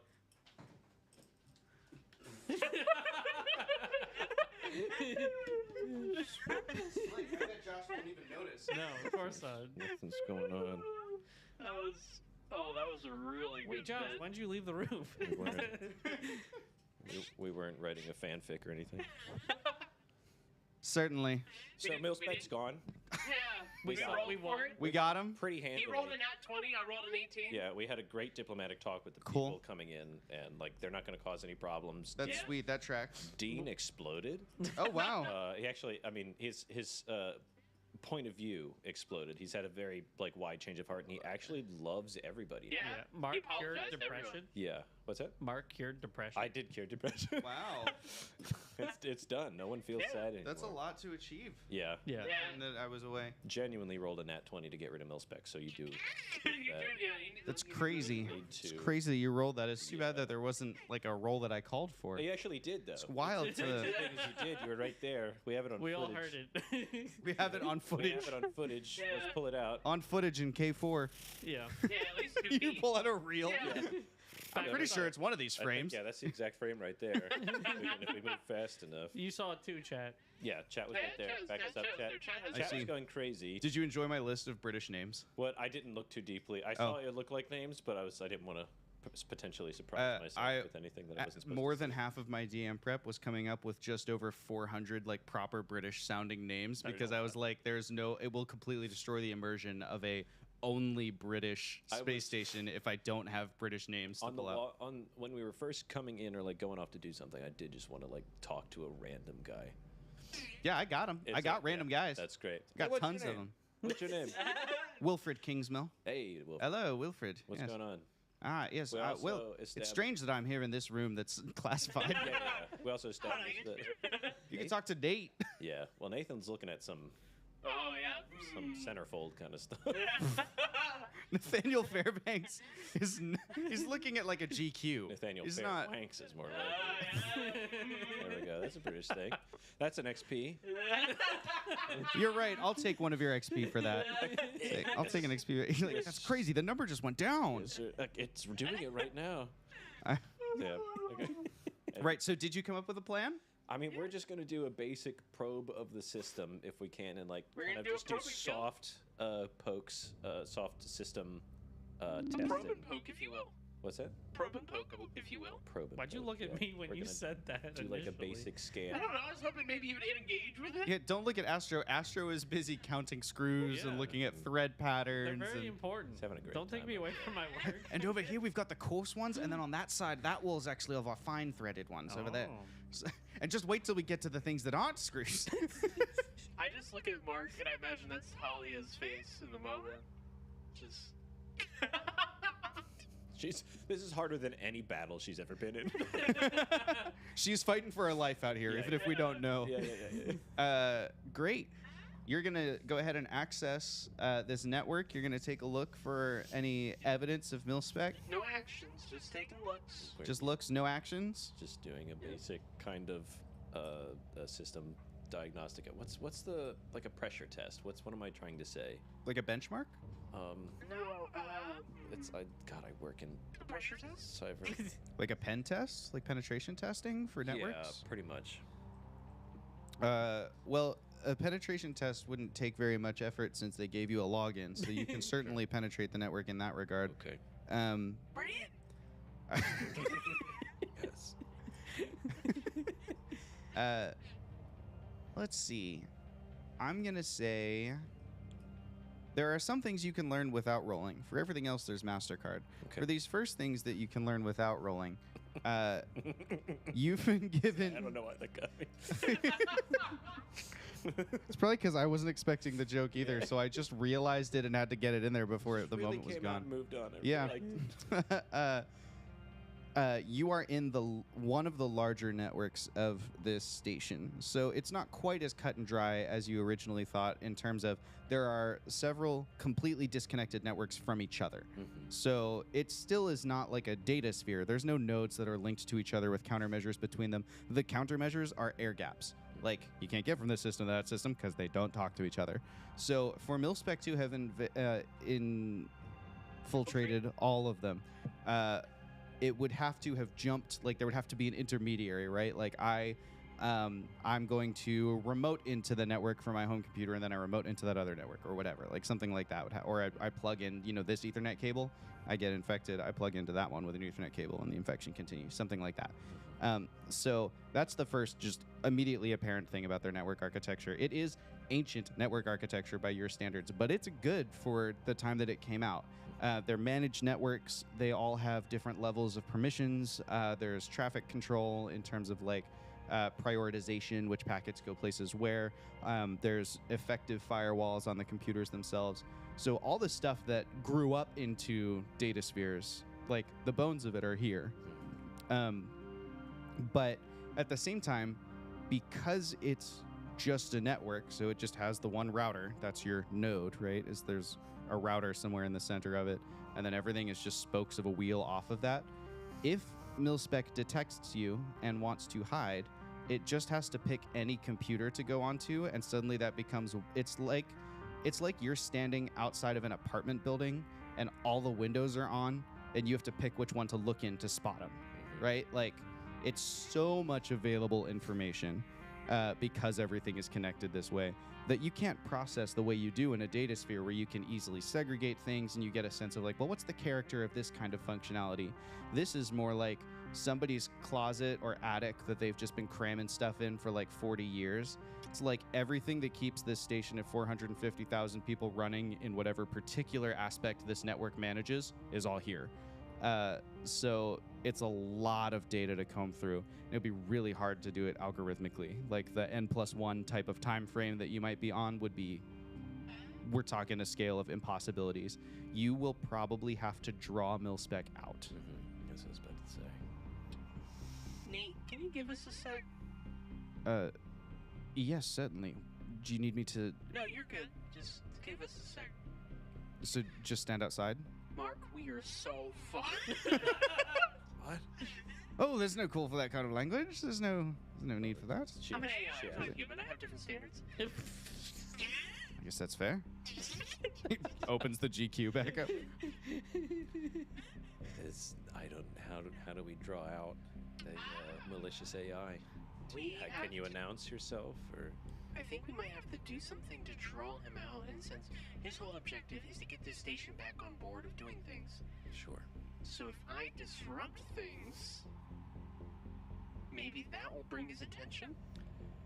I think if we do anything too quick right now, it might be a breach of trust. I think they might be a little miffed. Well, we have to wait for the order, yes. Right, so we... But I think what we can do is find a good place with a lot of visibility, and then maybe start communicating about things that Milspec doesn't like us communicating about. You think he'd come to that spot and we can almost trap him? Well, he definitely reacts from what I've seen. So let's set up maybe a patch to an officer up in their area and just start chit-chatting. Okay. I don't mind that. We can Ooh. try and write some sort of... Let's get Nathan here to go grab somebody to actually be in on this. So when they give the order, they know what's up, but they can pretend they don't know what's up, and we can start talking like... That way we just don't call somebody, cold call somebody, and they're just like, I don't know you, and hang up. Are we sure that he can't impact a conversation from somewhere? Because I don't even fully understand how he got into our conversation with Dean. Like, he might be in some other section, and... If we just give the orders to hand deliver that message, then we can kind of set this honey trap up. Could we turn off some sort of system that's critical to the mission, or act as if you are a malicious virus within this system, I could, and we maybe can come get you? Or make a virus. threaten We some could. data. I could potentially modify Gene. No, Gene's too powerful. Well, that might be nice. So, like, he'll just act like a virus. I will need Gene's help, that's for sure. Okay. But Milspec's familiar with him, so we can't put a disguise on him. I think if we just act like we're sabotaging without actually affecting anything critical. Nate. Wait a minute. They already have manual overrides in place, but maybe Milspec isn't aware. If I attack something that is critical, that would surely get his attention. That's what I'm saying. If we get in there somewhere, We need Nathan here to hand deliver a message and get this situated. can we? Okay. Nathan! Nathan, you're welcome to come back in. Nathan? Oh, sorry, you talking to me? Yes. Yes. Ah, I am Nathaniel. Oh, I thought you were Nathaniel. Sorry. We're trying some It's a nickname, almost. Oh, We need your help. okay. We're. Wow, this is awkward. I feel so bad.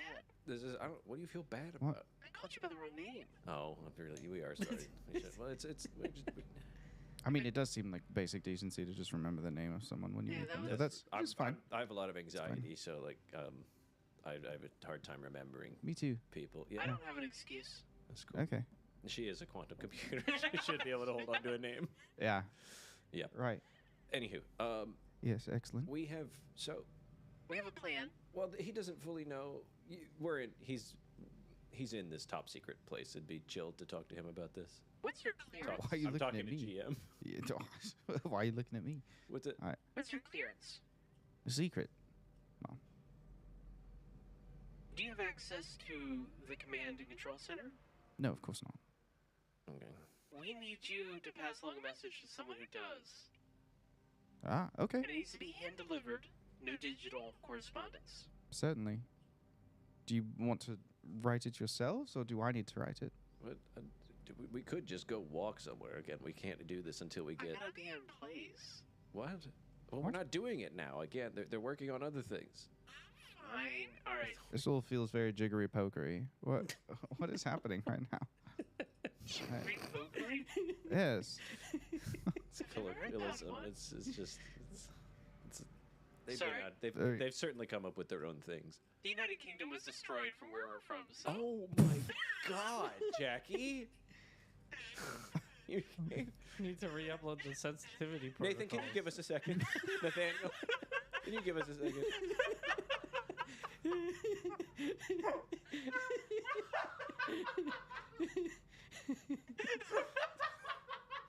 Jackie, you can't do that. You can't. fucking do You hit it with the wrong name. I corrected it. He's gonna find out anyway. Well, as we're trying to do stuff, we can't just tell him his whole fucking like heritage is exploded. You He's lived 500 years out of here. His heritage is already gone. That's still surprising. wait. So you mean Britain's gone? It rings throughout the floor. No, no, no, no, no, no, no, no, no, no, no. No. Well, it's like it's shifted. What do you mean? It's shifted. We represent the British. What about Her Can Majesty? you just give us a second, Surely- Nathaniel? What? Just a second. We'll be right back with you. Okay, first you want a second, then you ask me back in the room, then you tell me you need me to deliver a message, then you don't tell me what the message really is. sorry. It got I'm me- just very confused. I'm also confused.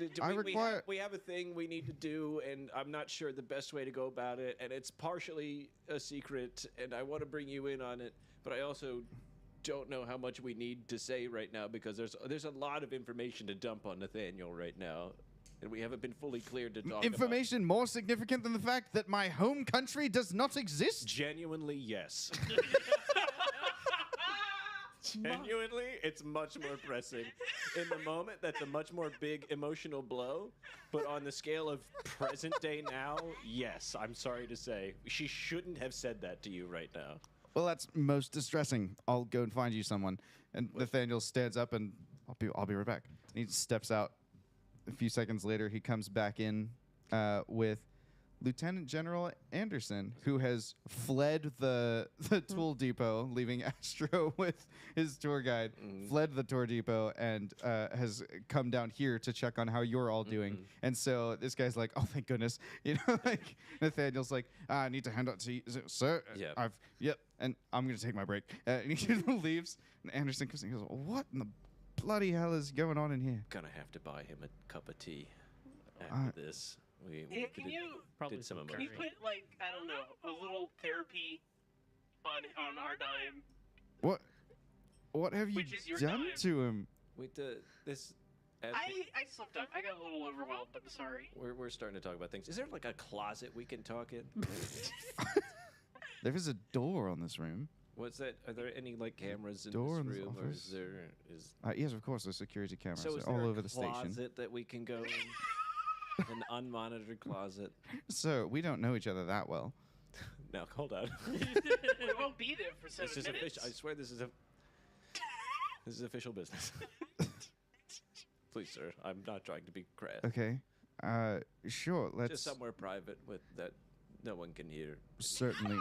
Let's I know it doesn't sound any better. let's see I what want to get out of here. let's see what let's see what we can do. I suppose. Anderson is looking Jet like this to is like holiday. one of the weirdest days of work he's ever experienced. Me too. He has his like very regular like British routine, and none of this fits. Like, Yeah. right? I suppose I'll find it here. And he opens up a closet. It's like a a janitorial closet. He like shimmies in next to the mop. It's like I suppose here we'll have to do. It's like 5 feet long. 5 feet by 5 feet. I guess this is Mark, what we're hold me doing. between you two. What? Hold me between you two so I can be part of the You conversation. want to be in the middle of us? Yeah. Okay. Nothing beats a jet to.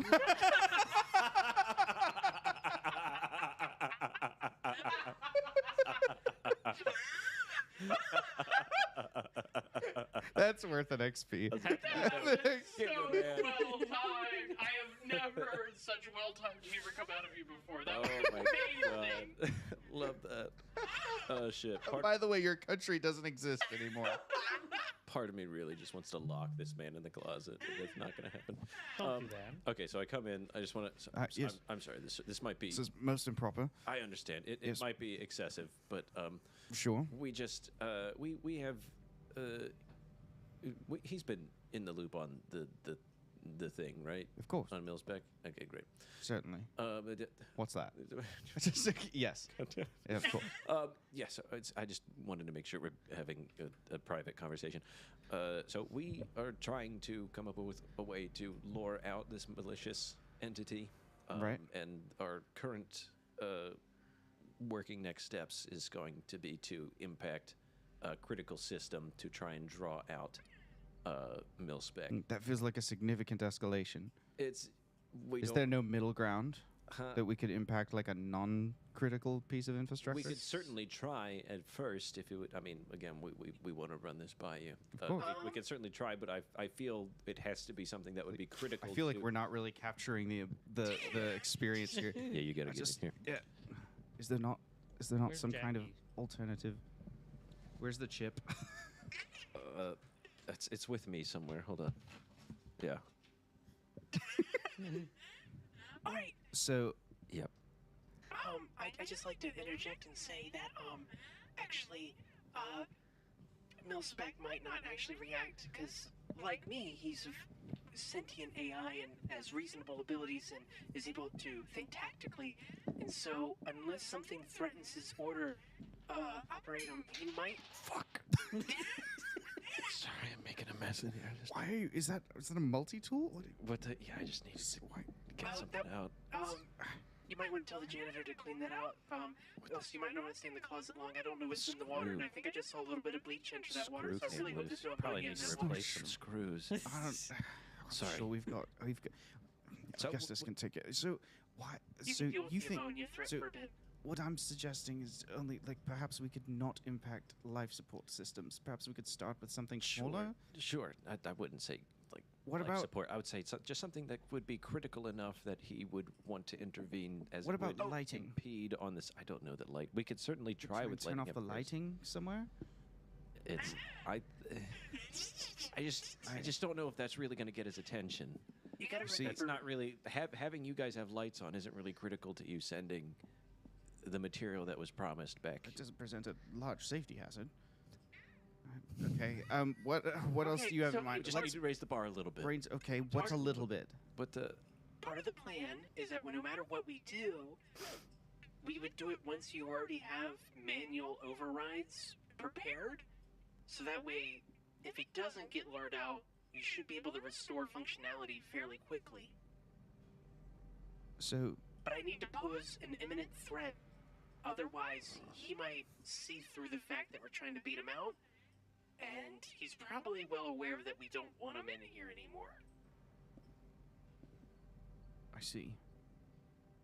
Much like a cornered wolf or something, you know? If he's got more corner to back into, he's gonna keep backing into it. But if we can get him to a point where he can't go anywhere, he's gonna have to lash out.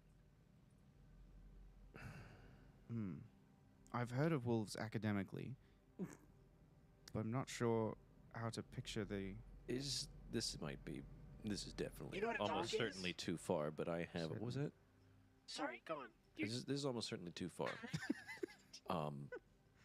But Jackie, Yes? Yes. if we can act fast enough, can we just kind of flicker all power of the station off for the briefest moment so that we can see maybe just if there's only the tiniest bit of activity left, we could almost be assured that that's where he is To be fair, and meet him there. on a system like this, he could probably move fairly quickly. So even if we did spot him, we would have to make him want to lash out, otherwise he would just move too quickly. On top of that, an archaic system like this, if we power cycle the entire station, I don't think you need to explain. I can almost certainly see the amount of things that could fail. Sure. Just a thought. Disabling power on board the entire station is probably not an option for us. A Yeah. lot of these, pieces of equipment require a very tight synchronization with each Right. other. This is a generational ship that was never meant to be It's turned like off. even like just like a millisecond even. Like it's not you're still gonna like the briefest little surge. I mean, if you're okay with me stopping your heart for like a millisecond and trusting that they'll come back. on Arguably its we've own. already had that happen, so maybe. Oh, well, I guess you've- it's fair. What if not lighting, is there anything you would suggest that you would feel comfortable? What's the highest level system that you would feel comfortable? Keep in mind anything related to the delivery or research. What about stage 2 of airlocks? Like, leave the station insulated, but suggest that the docking side, release all of them or something like that. That's That not would be too a bad. that would be a hazardous situation that would prevent us from onboarding more equipment, but it would not endanger any lives. So we have a very different plan as well if this doesn't work. And that's we have you communicate in person, preferably away from audio recording devices that he could potentially be listening through, and have somebody prepared to talk to us. And then I will go talk to that person about very sensitive stuff that I've found that he does not like us talking about, such as the moral Ambiguity. sorry, I gotta get my speech reset. Just jostle her a little bit. Thank you. There we go. Concussive Oh, maintenance. whoa, yeah. whoa, whoa, hey, I'm sensitive. Oh, I've got a game system that's like this. Hang on. Okay. Oh my Well, God. You can't do that. What? You can't do that. Why trust not? me. It's inappropriate. Okay. Wildly inappropriate. Oh, wow. But this is what we do with. It's not the same. It's not the No. same. Oh, okay. We can't. I'm sorry, Jack. Okay, no, it's all right. I can recover. I can. Wait, so am I to understand that I'm the jerk right now after being crammed into a closet and being told that You're we're not a planning jerk. to I'm just turn off trying- all the systems of our ship that's never. I'm not telling you. We're You just- coming up with a plan. I just been assaulted, but it's fine because you didn't know. The camera cuts to like the main body of this office where we just occasionally hear like, "We're not telling you a jerk. We're just trying to come up with a plan." Just like through the door. Nathaniel outside crying a little bit. A couple British people stoically continue looking at their work in the foreground. The camera Okay. cuts back into the closet. I'm just saying, if we can coordinate a call where I pretend to talk about sensitive materials, that they know the call is coming. Because if I just cold call somebody at the CNC, they're probably just gonna ignore me. So I think if we have to set that up, I call them, talk about some subtle things that Milspec doesn't like us talking about, and that might lure him out to at least disrupt the communication. I would certainly prefer that to you. If that doesn't work, Disabling we are systems gonna on board have the to ship. move to disabling systems. Your system is just so wide and shallow at the same time that it's impossible to pin him down unless he pins himself down by attacking. How about we start with the first thing, and then if the first thing doesn't work, we regroup not in a closet, and we try and find a different solution. Yeah. I don't think it's a viable possibility to disable the life support systems aboard this No, ship. I think your idea of the airlocks would be a decent way to start. I have one final. It's very polite of you, Mark. One final. Thank you. One final pause. I think we start with the comms, Uh-huh. and then either A, go to turning off the airlocks or doing that thing. Just last final pitch. What if we try and create a more modern node within the system, something that looks tantalizing, almost like they're upgrading, that's easier for him to infiltrate? Easier for us to separate him. Yeah. That could be, I mean, it certainly doesn't threaten anything, so Take time. It Make a certainly wouldn't- shiny make a nice car with the doors open and the keys in the ignition. You know what I mean? Do you get that? Do you know what a car is? we have carriages and things here, you know, like What? trolleys and monorails and things. Okay, I thought you meant like horses. What's a horse? Oh my god. Oh, it's only animals he doesn't know about. Well, We probably have one in the zoo. a lot to. There's a zoo? Of course there's What a the hell zoo. are we doing here? Hard cut to the zoo. I haven't seen one of these in forever. What the fuck? It's a squirrel. Yeah. I haven't seen one of these in forever. Wow. Real life They animals. don't It's a make it like chunky this one, too. anymore. Are we doing this? Is this the real next scene? I can't tell. The bit's gone further than normally. I don't know. Are we going to the zoo? I don't know. I can't tell how serious you are. I like it. Eventually we'll go. I like- That'll be our prize. I'd like to think that, like, on the way to the CNC, it just jump cuts. And then he's just like, how did we end up here? And Mark was following the signs to the zoo. The whole scene is just Anderson like this, while Mark is like yelling. Give us a little bit more of like Mark's take on the zoo. Wow! Wow, this one's wet. Mark, It's an otter? Mark, point your helmet at it. I'm taking pictures, Mark. Oh, wow. Look, you can feed him too. Ooh. Look, this lady's here talking about it. I thought we were in imminent danger. What? Oh, right. Let's go back to the club. I feel Take you an guys- XP.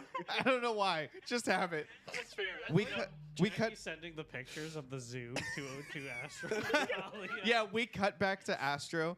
Astro, pictures of like the cutest otter you've ever seen, and Mark joyfully whatever. They pop up on your data pad. There's a brief moment where you have to decide between that. And then over here, you have someone going. So, and those are the first set of ratchet straps that we installed. But then after that, we brought this other kind because the tie-down system of a ratchet strap, I mean, let's be real. Anytime you have to reach over, it's very dangerous for the wrist, of course. And so we needed something safer for the union regulations. Of course. So, oh, sorry, do you have a thing there, or should we continue? I'm good continuing. Talia, you can go if you want. Go to the zoo? Yeah. It seems unlikely that they will still be there when I get there. They don't have the energy of people who will stay in place. You know what I mean? Like, Yeah. plus then there would be no one to protect you. You know, what if Mr. Pemberton suddenly tries to, I don't know, attack you with one of these Schedule 40 pipes? Not that you would do that, right, Mr. Pemberton? Lord. Quickly swings the shotgun around. No, of course not. Good Lord. Come on. No, we're not monsters. We're just inventory managers. I'm sorry. She's our security. I can tell. She just takes her job seriously. Russian. So, whoa! Talia, like, what do you mean by that? What is Russian? Oh my God. He What? doesn't know. They're near. They're. What do you mean? What is? Your, I'm from Neptune. What is? There's like this really briefly awkward moment. Back to the closet. Augustus Pemberton has frozen. He's like, I don't want to make this worse, and I don't understand what the problem was, so I'm just gonna sit still and pretend it didn't happen. I just look at Talia. Do we tell him? We tell him what? Does he not know that No. about? She freezes too. This is diplomatic. I don't do diplomacy. I look back to him. He's just, he's right here. They're not yeah. Huh? Tell me what? When the Wasn't a pan. We can't be spreading this shit, guys. We can't just be dropping that. It's gonna spread like wildfire. when the last I guess shipment, I don't know what to call it, shipment of cosmetaline came into our solar system, the people of Earth did not know how to receive it properly, and it impacted the planet. What do you mean it impacted the planet? Like it hit it really hard. Hand on shoulder. Get hit Yeah. really hard. Oh, I know what the word impact means. I mean, what do you mean it impacted the planet? Really hard. Like I said, the humans of that time did not know how to receive it properly. But we'd been sending resources back for, I don't know, many years, I assume, at that point. It's not like it was our first rodeo. What? I don't have the full. I haven't done the history, gone into it. But that one, the last one that we got was it impacted the planet, and like you know how volatile cosmetaline is, right? Yes, certainly. Yeah. So imagine a shipment impacting a planet. What I don't understand about what you're saying is that it impacted the planet. I understand what would happen in the event that it ran into a planet. Like, I know what the words mean. Yes. But it would be completely ridiculous for it to impact a planet because did. we'd been doing this for many, many years. I don't have the. Sure, your information must just be outdated. It's not. I'm sure you must just be misunderstanding. Big Wes. Tell him the details. Tell him. Like You're not there. Earth, You're not there. Shut up, shoulder angel. Earth has been mostly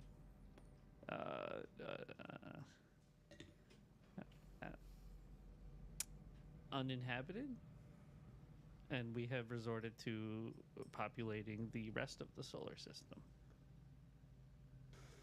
No, that can't be right. That would make sense. No, because we're still. I mean, we've stopped for other reasons, but like we're still connected to Earth. So it's not. I think your information is just flawed. It's not. It doesn't make sense. We still look the Union regs. They're right there. They talk about how we interface with Earth. They're right there on the wall. What are they? The Union regs about how they interact with Earth and which supplies we can expect to get restocked and when the restocks need to come and all that kind of stuff. Can I read that really quick? Sure. You tell me what it says. Oh. They're just generic Union regs. Oh, okay.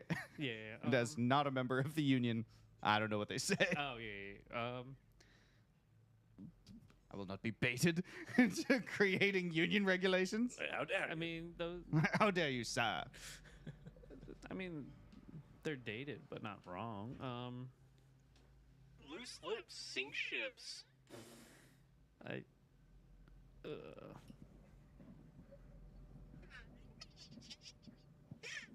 Union regulation number 1: unions are communist and therefore bad.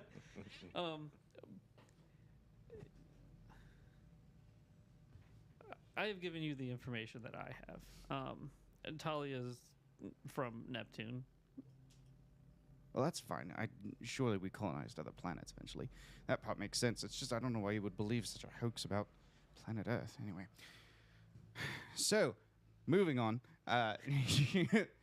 Shall we look at more ratchet straps? We cut from here back to... The closet! The date's not. We're not in the closet. Well, You two are headed up to CNC. That's Yeah. true. Yeah. Okay. To a closet and see... All right. So are we gonna do the try and make a trap, like Yeah. make a system? Okay. We talked to people about that. Great. They get you, Sorry. they get you set up in an office, I guess. Okay, I don't know. Something amazing, I guess. Yeah. roll to solve the puzzle. They get you set up in an office in the Dover Security District. Dover Security District is a section of the station that has a lot of the more like military and CNC type buildings, but that are not in that main like CNC center. So it's like training simulations. There's essentially a brig, like a detention facility. There's like armor and weapon storage. There's all that kind of stuff is in there. Access control, emergency response, all that kind of things are like on this level of the station. Military barracks, all that kind of thing. They get you set up in your own little like workstation. So as you kind of step out of the lift and into this new area, you're immediately greeted by like the kind of cold metallic smell of gun oil, cleaning solvents. Like this is everything's at regulation. We've got a lot of tools here. And there's a lot of like clicking and humming of security monitors. You hear a lot of engines of like different monorails and cranes and things kind of at work. Not too dissimilar from where Astro is, in fact, just based on the fact that there's a lot of equipment that goes into emergency response. There's harsh white fluorescent lighting kind of reflecting off everywhere. There's, big, thick concrete floors. And those kind of like reinforced steel doors with the like yellow and black like stripes on them. So a set of those kind of like retracts into the wall and you step through and into a large workspace this is like a surveillance operations center. So there's a lot of access to like big networks here. So where you can take from this place, this is sort of like if there were a switchboard for all the networks, this room would be it, right? Like there's lots of physical Ethernet jacks for each of the networks. So you can move from one to the next by reconnecting your computer to the other. They're still dissimilar from each other. Like you have to disconnect one computer and plug it into the next place. But you have a lot of access here. And they hand you like a really old laptop. It kind of feels like you're holding a piece of history for you to work off of. And they kind of, okay, your plan, like great, let's create a node. Let's make it really tempting for him. And then what do you need from us? And you just have a couple of people who are standing there ready to assist. Okay. This thing has gigabytes of RAM? It's pathetic. I don't think this is gonna work. It's gonna be fine. Oh, we'll make it work. So what I want to do is tinker with whatever electronic pieces I can get my hands on to basically just create the first core node that this ship will ever see, and have it like tied into like all systems and kind of just have like that kind of ultimate control if it can. And I don't know, put together things if I need more as part of if necessary. I think it probably takes you a little while. Like Yeah. there's a hardware component to this as Sure. well that Yeah. doesn't exist right now. That's But you sit down and get to work with your tools. okay. You gut Hardware. several really expensive computers to get like different pieces out of them. You have, Jackie, you run some simulations of different equipment benchmarks and things to try and make sure that you can get cobble together something. And it is like, it's a Franken machine, right? Like you have to take the processing power of like 12 of their computers and string it together to create a true data sphere node. As you do, in the past, we have described nodes of the data sphere in terms of the people who created them. People who are very meticulous might have a very orderly, square-walled room with, art hung at precise intervals on the walls. How would you describe the aesthetics of a data sphere node that Mark created? I see a round blue room with pillars around the edges. It's almost like a fucking what's it called? Like a Colosseum-esque kind of thing. I see like plants dangling from the ceiling. Aw. It's just a very pleasant, marbly kind of vibe. I threw a blue holographic little bunny that just hops Yeah. around the columns. Yeah, almost fantasy-esque. There's braziers hanging around. There's like little candles. That's cool. Yeah. Just a cozy little space. And then this node that you're creating, you said you wanted it to have like master control, right? So basically all those Ethernet ports I talked about, like they're all now hardwired into this node. Right. And then- I'm making it very enticing, which is also a little risky. Are you putting like a countermeasure on it or anything? Yeah, if I would like to, if a roll is necessary. Piran? Pardon? Piran AI? Piran AI, if I can have him, well, technically he might, He's pretty powerful. he is pretty powerful. I don't know if I have him on me, to be honest. I don't, because he's on the ship. I used him to like kind of boost up Yeah. the whole thing. So I have like Gene with me, but like I just a very strong, as basically just a kind of box trap. As soon as he gets in, all the walls come down, and if necessary, like I can As soon as he unplug it gets from in, the Mark? system. We can just pull the Ethernet. Right, exactly, Okay. and just have him in there. So to create your countermeasure, I'm going to have you roll an intellect task. Are you trained in counter intrusion? I don't think I'm trained in tasks involving I'm specialized in tasks involving electronic machines, and specialized in data sphere access. Okay. But that's about it. This I would think. involve an electronic machine, Mhm. so that specialization eases it by 2. Because you were not specifically trained in counter intrusion, I was going to hinder you by 1, Mhm. so that'll even out to 1, like +1 essentially. Sure. You're going to roll an intellect task, and what you roll is the level of the countermeasure you put in place. Yep. So your roll abstracted to a level +1 level. Can I assist? Just as a plus Yeah, one? you can take the help action. So then that'll give you, now it's +2 to this roll. Okay. Or +6. It'll be +2 to the level. Okay. And then any effort you spend. Yeah, I kind of just want to put all my effort on that. Can I put 4 effort in there? Are you tier 4? Or tier 3 and took the effort? Yeah. Yep. Then yeah, you can. Yes. Okay, let's do that. Great. Wow. God, how much does that cost again? It's 3 3, for- 2, 2, and 2. Okay. So Plus, I've got minus edge. I've got +3 edge, so just the 2. So 2, just 2. 6. 6 points. Okay. Yikes. Okay. But that's plus 6 levels. That's pretty good. You're starting it, yeah, Yeah. +6. That's really good. Just get that. But Milspec is also He's a strong. And remember, NPCs don't roll, so it'll just be if you outdo Milspec's level, then the countermeasure will be successful against Milspec. If you don't, then it won't be. And if they're equal, then the countermeasure will be destroyed, but it will affect Milspec in some way. Like it'll create a hindrance, or it won't work as designed, but it will work against. What's Milspec. Milspec's level again? we don't know. Come on, we all know. Between 8. I just want you to say it out loud. I mean, I know. I just want to know if you know. Between 8 to 10, I'm sure. Okay.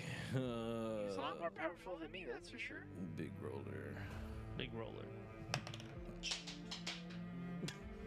Too big. Big dropper. To a big dropper. Let's put a barrier there. Big roller. I'm a big dropper.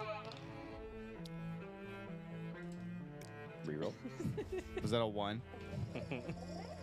Of course not. Okay. I like making funny sounds. Don't we all? That's gonna. I am running myself ragged trying to make this perfect. I'm down to 1 int point. Nice. I believe you. I believe. I believe. They I believe. I believe. I believe. It's a 10. That's a 10. So 10 would be the equivalent of a level 3 task. So then 3 plus your 6 levels, that's a level 9 countermeasure you've put in place. Pretty bad. strong. And all you can do now is wait. Is there anything in, like, are you going to be in the node, or are you trying to, like... I mean, we have to put something in the car to make it enticing. Do you want to come in making it look like you're there running the ship? And then we can just See what happens. unplug, keep you in the cage, and maybe... Let me put a version of myself in there. Okay. Oh, are you making a fragment? Making a That's fragment cool. of bait. Like they just cracked. Excuse me. And I believe I have to sacrifice minimum 3 points. Yeah, because you choose what level it is. So 3 points is level 1. Then yeah, I'll make a little level 1 baiter. Excuse me? I don't like him. No. Excuse me? Level 1. Level 1 bait car. Yeah. Yeah. Amateur baiter. Pardon. Go ahead and plug in my copy. Yes, ma'am. Hello, I'm Jacqueline, and I drive the ship.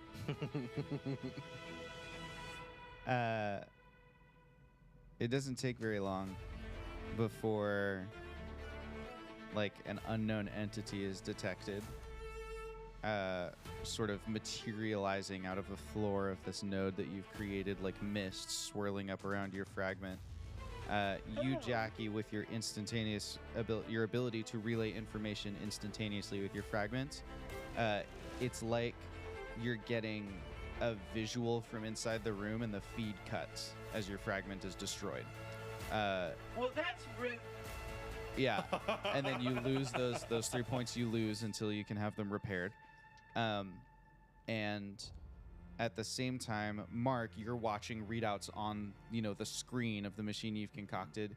You see the kind of terminal feedback indicating, like, yes, a new user has connected to the node. The user is accessing it properly, so we can probably assume this is mil-spec.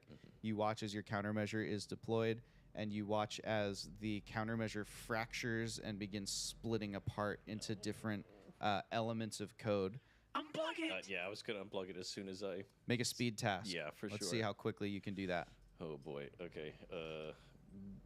Big effort. I don't think Is there any British people in this room? Get them to start cutting. Oh, my God. I can't do much here. I don't have any edge. How much is a player intrusion? Depends on what it is. I'm going to put 2 effort Usually 1 XP. And into this could be up to 3. for speed. Short, medium, and long-term benefits. Oh, my God. I'm trying to think of the terminology thing too. I was It's like, written on the XP sheet for you as well, or on your character sheets. 16 on the die with 2 effort. Nice. So that would be 16 on the die, so that's like a 15, so level 5 7. plus 2 effort is level 7. Unfortunately, it is not fast enough to pin mil-spec. Josh, Yes. could I do a player intrusion for something that doesn't involve me? In your mic, Can I do a player intrusion that doesn't involve me? if it's a good player intrusion. I want to have the staff stationed at each plug, so Mark doesn't have to do every single plug, just one of the Ethernet plugs. I think that's too far for a player intrusion. You're changing what's actually happened to set the stage. Oh, okay. Think of something instead that would tweak the circumstances of what's in the room. For example, this is completely abstracted, but a good player intrusion might be like, as Mark is sitting down to hotwire the systems, he happens to recognize like, oh, this brand's Descendant is like my favorite brand of computer. I know their code intimately, and it might give him easing on a task, right? Okay. So it's not like it changes actions he's taken. It's like it's tweaked the setting around him. I see. So if you can think of something like that that could apply here, then that would be fine.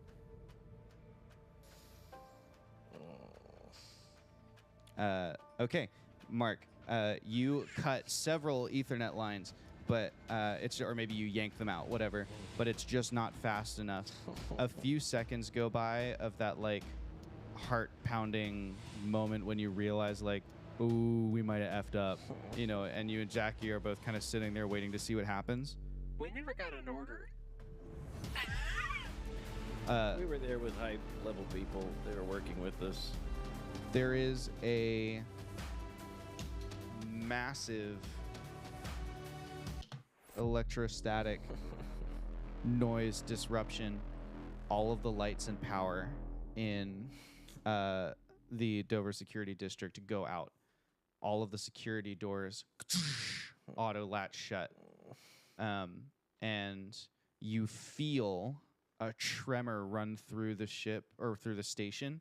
Remember, this is a station big enough for 450,000 people to live there, and any impact big enough to cause a tremor through the whole thing is a massive amount of momentum. You feel a tremor go through the entire station as the spinning of the artificial gravity comes to a halt. Well, in the dark, my hologram glows. I think we might need to reassess the situation.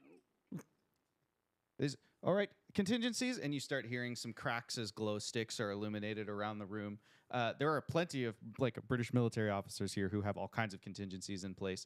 Each of them is pulling a respirator out of their pack, like one of those little like pocket canned air type things, waiting to see if the oxygen levels get low. They've got kind of like big flashlights, like mag lights in their hands, looking around. Once the glow sticks are all illuminated, they can go and get the flashlights and hand them out to everybody. The Torches. huge security doors, yeah, that's right, torches. The huge security doors, they have manual overrides, so the latches can be thrown and moved out. People begin checking on everybody. Is anybody hurt? Whatever. Lots of running once the mag torches come on. Lots of running around trying to, get people in place to implement contingencies. And Anderson pokes his head around the corner and goes, "So I'm guessing it didn't go well then." It didn't go well. That's not good. What do we do now? I'm assuming this has just become a very pressing matter in terms of the timeline.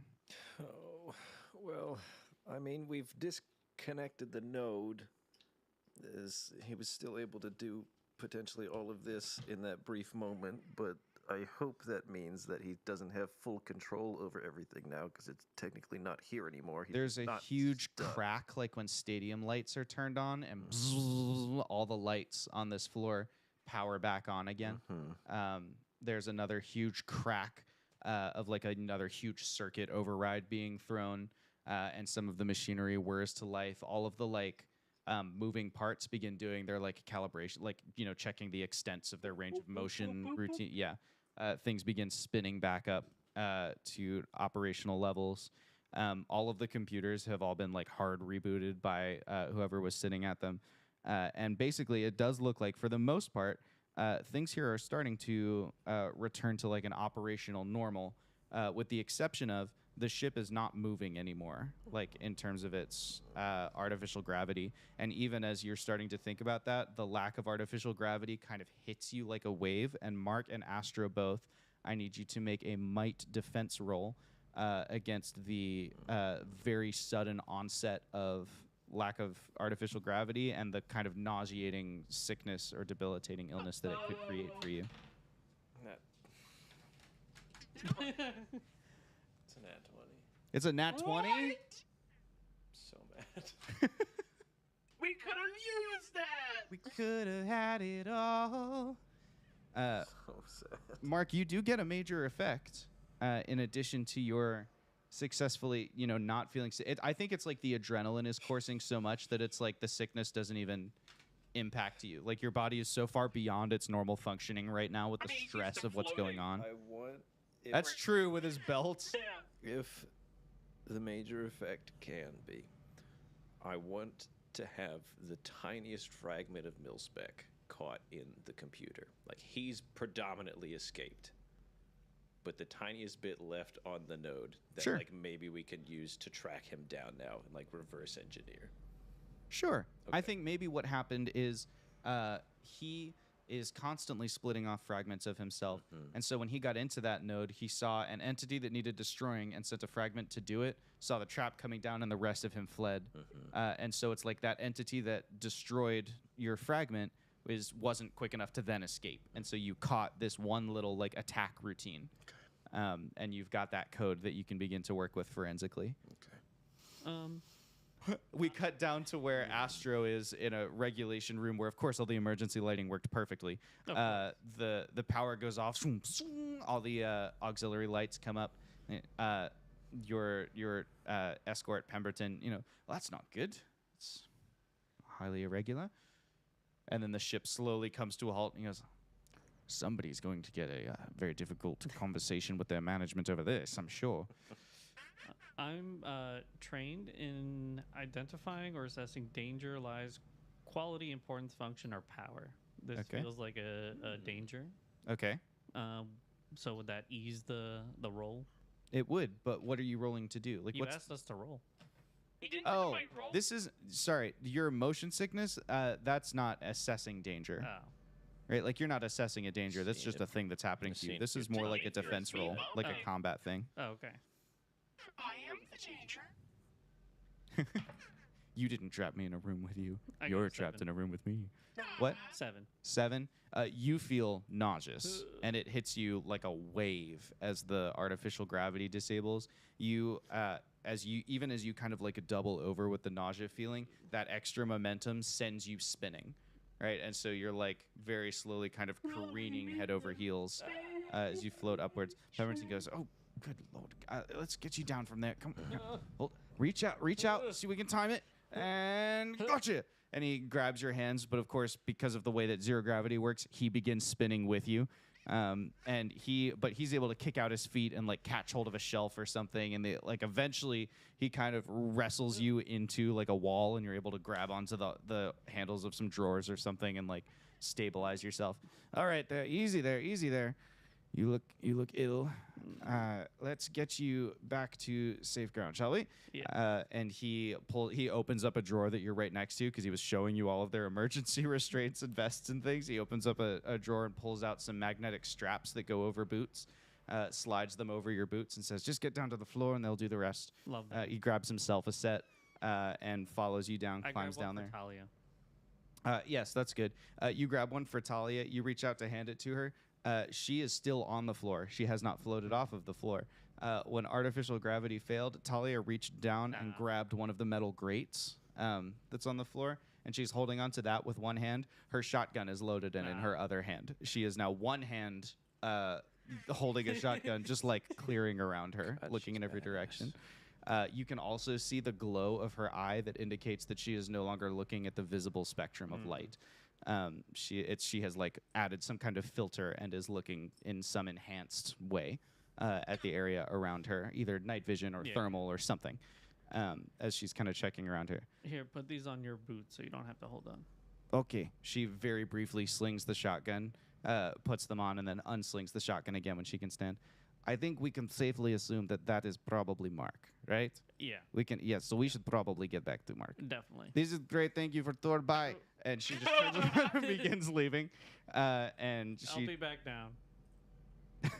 yes, we haven't even finished the tour of where all the hand tools are. We haven't even gotten that far. I can't. We've only been looking at power tools. I We know. haven't even got to the spanners. Yes. Nobody wants to come and see the tool depot. This is fabulous. Great. You leave with Talia and head back to the central kind of like lift. It's now just a tube. But in zero gravity with no Easy. obstructions and a rope hanging down the middle, you can just grab the rope and hand over hand it. and you and Talia do climb up the rope. Even as in this circumstance where Talia is forced to like stow the shotgun, she pulls out her knife and just holds it in her teeth so that she's got something. You get a brief feeling that like somewhere Ronan is proud, you know, with the knife and the teeth climbing up the line. But she begins climbing with you. It will take you a while to get to where they are. okay. So we're going to cut back from here to our others in the Dover Security District, where things are starting to come back to normal. About halfway up the lift, things come back on. And you can catch a ride with the cable and everything. Everything is back on, and Anderson goes, well, at least it seems like the overrides were effective. Yeah. What do I do with... Oh, screw. Are you okay? You need better screws. Yeah. Damn. Dang. That's that Got was- me. Get those double threaded. Roasted. I can't see what's happening. It's fine. The screws pulled It's up. fine. It's fine. It's fine. It's fine. It's fine. It's fine. This is fine. Yeah. So what were you telling us? I was saying that it's a good thing that the overrides were in place, but this is still a distressing circumstance. What do we do now? Well, I'm sure we can't try that again. I don't think he would fall for it, but we did manage to capture at least a fragment of mil-spec, which I'm sure we can do something with, but I The don't really little radio in your pocket crackles. Oh, I pull it out. Mark, are you there? Yes, Mark, yes, this is Officer Lagrange. Can you hear me? I can. The other vessel, the ship you're having us look at, it's bad. It's not good. It looks to be spinning up some sort of weapons system. Okay. We've been tracking it. It is on a trajectory towards your position, and we'll be sending Ronan back as quickly as we can to try and get you off the station, and perhaps intercept this vessel. But it's Us. well, who else have we got? What? I don't know. I'm a data guy. Why am I going on? Oh my god. Not you personally. I meant Sure. the ship. Okay. But yeah, you've taken my security officer. I have taken your security officer. Yes. So that's going to need addressing. Yes, sir. Also, we're going to need to get supplies to that station as quickly as possible because the odds are very high that they're going to need to fabricate repairs very soon. Yeah. In the interim, we have attempted to hail the vessel, and they have responded to one of our communications calls, although they're not being very cooperative in terms of identification or anything like that. But we're trying to distract, stall, whatever. Perhaps they can be befriended. Maybe they're mistaken about what's happening here. We're not sure. But that ship is hurtling towards Station Gamma, and it would be a real waste for us to get the whole way out here and try and resupply the station just to watch it get destroyed. So we're going to need to find some kind of contingency plan to put into effect for that. What, Jackie? It's revenge.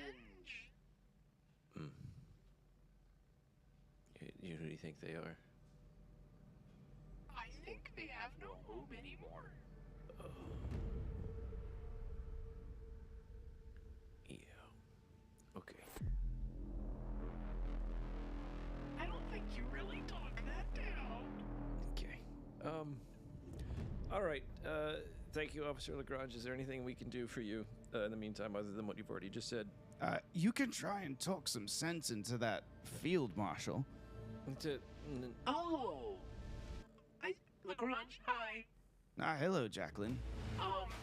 Unfortunately, I think it could be kind of hard to convince him. We found out these people aren't a fan of genociding billions. I'm going to threaten you with a GM intrusion. You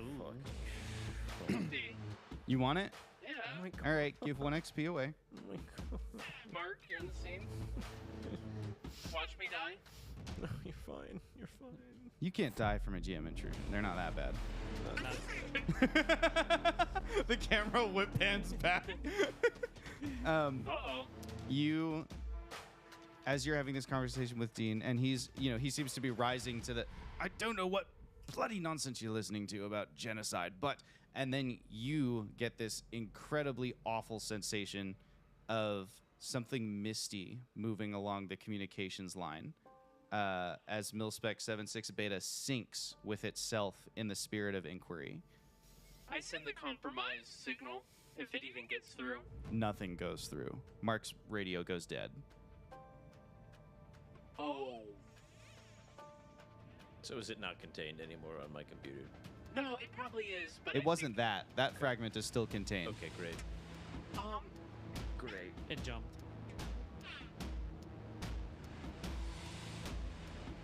Lieutenant Anderson, Yes.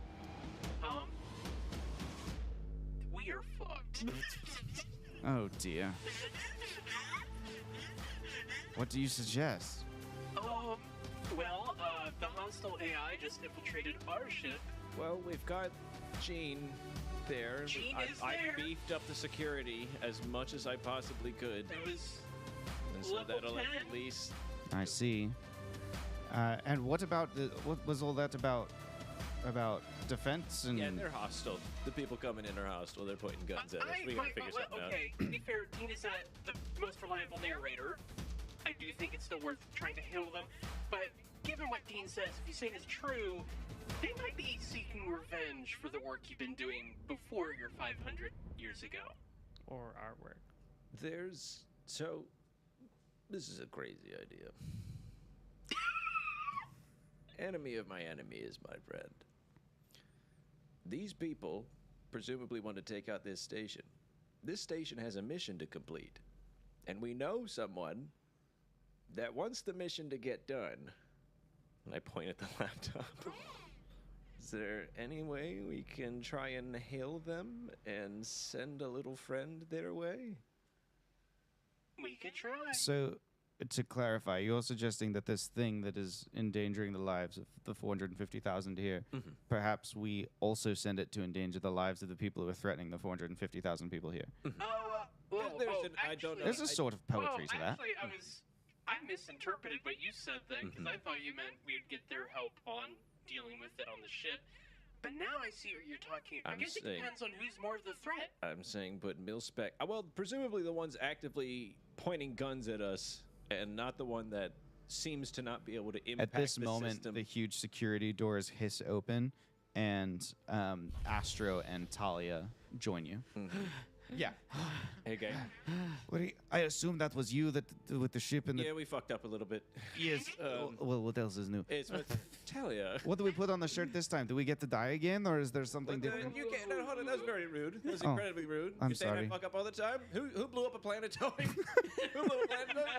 Are we gonna hash something out right now? Okay, look, I'm just saying that for someone who's often kind of criticizing me for being reckless and dangerous, it sure seems like you're taking some pretty reckless and dangerous moves right now. Did I not admit that I fucked up rather than just say, "Oh, wasn't that fucking crazy?" Guys, we have more pressing matters. The way that you cope with your problems is your business, and the way that I cope with my problems is my business. But the fact that you will accuse me of creating problems and being reckless and not take the acknowledgement of the fact that you are every bit as reckless as I me. just said I fucked up. Did you say you fucked up? I don't think you did, because I just actively admitted that I made a mistake. Is that wrong? Is that wrong to try and save this vessel? Because, excuse me. Guys. Alright, I can't physically stand and stop. It's like a really tiny hologram. Alright. Mark is very stressed out and he doesn't have the emotional regulation and masking that you do. Okay, Talia? We both agree that at some point we've made mistakes. Talia just accepts them and moves on, and Mark, right now, we're in the middle of mistakes and we're a little heated, and we just need to recognize that perhaps not to lash out at everybody. No matter how right you may feel, he's doing his coping. Just wild to just say that right now. It's just absolutely wild to say what else is new. In front of the British officers, too. Insane to say what else Yeah, is the new. British officers who very politely just keep their distance and let you have this out. So, I think right now, our major issue is, Milspec got back on her ship, and he's not as friendly about it anymore. And also that ship is potentially hostile and is firing a weapon at us soon. Oh, yeah, I don't think that was brought up to you. Oh. What ship is... the unknown ship is hostile ship? According to Dean, which we know Dean's a little unreliable, but he's usually got his head in the right place, so I'm inclined to agree.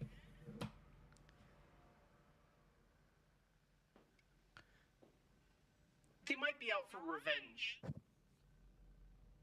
The fact that I am able to move through a high-pressure situation by attempting to make joke and smooth over the problem does not mean that I do not acknowledge the problem. Right You now, never acknowledged it, though. That's the thing? You never acknowledged it. I was dead. Okay, so was I. Then I had surgery, and Uh-huh. I was in recovery for a year. Uh-huh. And then I went to counseling with Victor Meridia. Sure. And where were you? Where was I? Yeah, where were you? What do you mean, where was I? You were wandering around with your 2-week recovery, going back about your business. You know who stayed to talk with me? Ronan. Where was Astro? Where was Jacqueline? Where were any of you? I was convenient. Now, if you'll excuse me, there are 2 problems right now happening, and only one of them is one I am equipped to deal with. I'm going to go and fight ship with shotgun. And Talia turns around to take me to security people. For the record, I was always available open channel. No, she got my ass there. You were busy being existentially challenged. So you were like, hey, it's me, but also I'm going to allude to really spooky stuff going on in my cortex. I'm going to... And of course, Ronan, not even on this ship, so that's great. If we make it out of this, Talia, I will make it up to you. Okay, we figure it out later. We have work to do. I've died with you once. I will die with you again. Can we shake on it and get through this problem, and then we will all go and see therapy? Group therapy. Good. That's how we shake in the future. She like turns to the British. You offered a left hand. We don't usually do the left hand. Da. In the future, we do left hand. All right. All right. Good. Wow. Shut that fucking dog up. Somewhere like a canine. Ah, damn, that British dog. Even barks with an accent. United by a common enemy. Talia goes, take me to security people. And she like walks out escorted by a couple of the other lieutenants to try and figure out what she can do. She does crackle into like the earpieces that you all have. Like the closed comms is there. And she says, I'm still available on closed comms, but right now I don't think we've been boarded. So it seems like it's much safer for me to go to weapons department and try to assess the threat that's coming in towards us. Yes. Good luck with data things. Sorry, things got heated. I'll try to keep a better lid on it. No, you were right. I go. You're okay. I'll go It's now. very fair. I'm very sorry. And I will. Yeah, me too. Okay. Let's not fully all die this time. We need one person alive to defibrillate, right? Yeah. Okay, good. And then she, clicks off the comms and goes back about her business. Fucking gagged me, dude. Her too. I mean, you got her good too. Really didn't think she'd have that great of a comeback. I really didn't go to visit her. I was pretty sad. I was pretty fucked up. Damn. Got him. Got us. Very, very quietly and politely, Anderson goes, so, what should we do next regarding all this? Does this station have defensive systems? I mean, we have some rudimentary defenses, but nothing. We didn't really expect to be attacked by anything. There wasn't much out here. Mm-hmm. Well, we're gonna have to figure something out. We've got a few long-range missiles, but they're not very well targeted. I don't know if they'll hit that going that fast. Yeah, it's. We could certainly try. I don't even know. Would you say it just needs something to pilot it? Interesting. They're not designed for piloting, but I'm sure we could get some of the mechanics in there and tinker about with them. See if we could coax any additional power out of them. I could put an instance of myself on them, if needed. Can that even be done? Can you install, can we clone? Is that the right terminology? Instance is better. Okay. I am losing a part of myself. Interesting. It's not cloning. Sorry, I don't understand how all this works very well, so I'm trying to keep up. Oh, it's okay. It's like if you took part of your frontal lobe and put it somewhere, and then if it came back, you're fine. If it didn't, you're missing part of your frontal lobe. I see. Except I can still do my So- fully reasoning, and I'm not going to be compromised necessarily. Interesting. So what you're suggesting is that we could possibly install you as like a targeting computer. Yes. I would need repairs afterwards, considering I'd be losing a part of myself in what I would summarize as a kamikaze attack. Mark, your thoughts? Astro? Could you remotely pilot them? It would be unreliable, and considering they were fighting Mil-Spec pretty hard just to try to listen. If they're fighting for their lives, I wouldn't trust any kind of remote communications. I also think we should see if we could get an open line before shooting them. I agree. God, I'm fucking reeling from that interaction. Is there any... Do we think we can send this instance of Milspec over there? We can try and have a communication. We can hail them, and if they seem completely unreasonable, we unleash our little dog on them.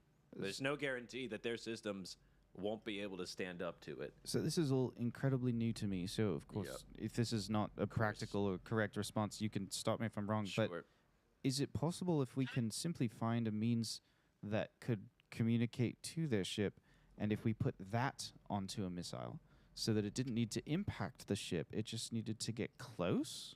Could you possibly make some kind of jump in that way? I mean, I think it could, but I would like to remind you, what if I just pointed a gun at you and said, I just need you to hold real still, and I'll be able to talk to you after I pull the trigger? Oh, I thought we had already given up on diplomacy. Are we suggesting there's still a diplomatic option available?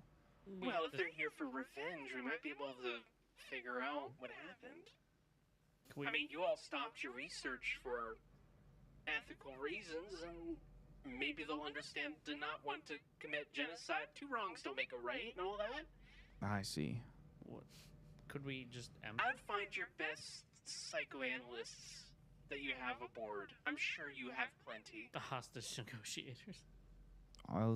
I suppose I'll pass that up the chain and see what we can do. Would it be possible to, like... Would an EMP work on their ship? I don't know. We don't know what their capabilities are, or what They their could have defenses. shielding. We don't know anything. We don't. And any action we do without confirming their intentions will be seen as hostile. Yeah.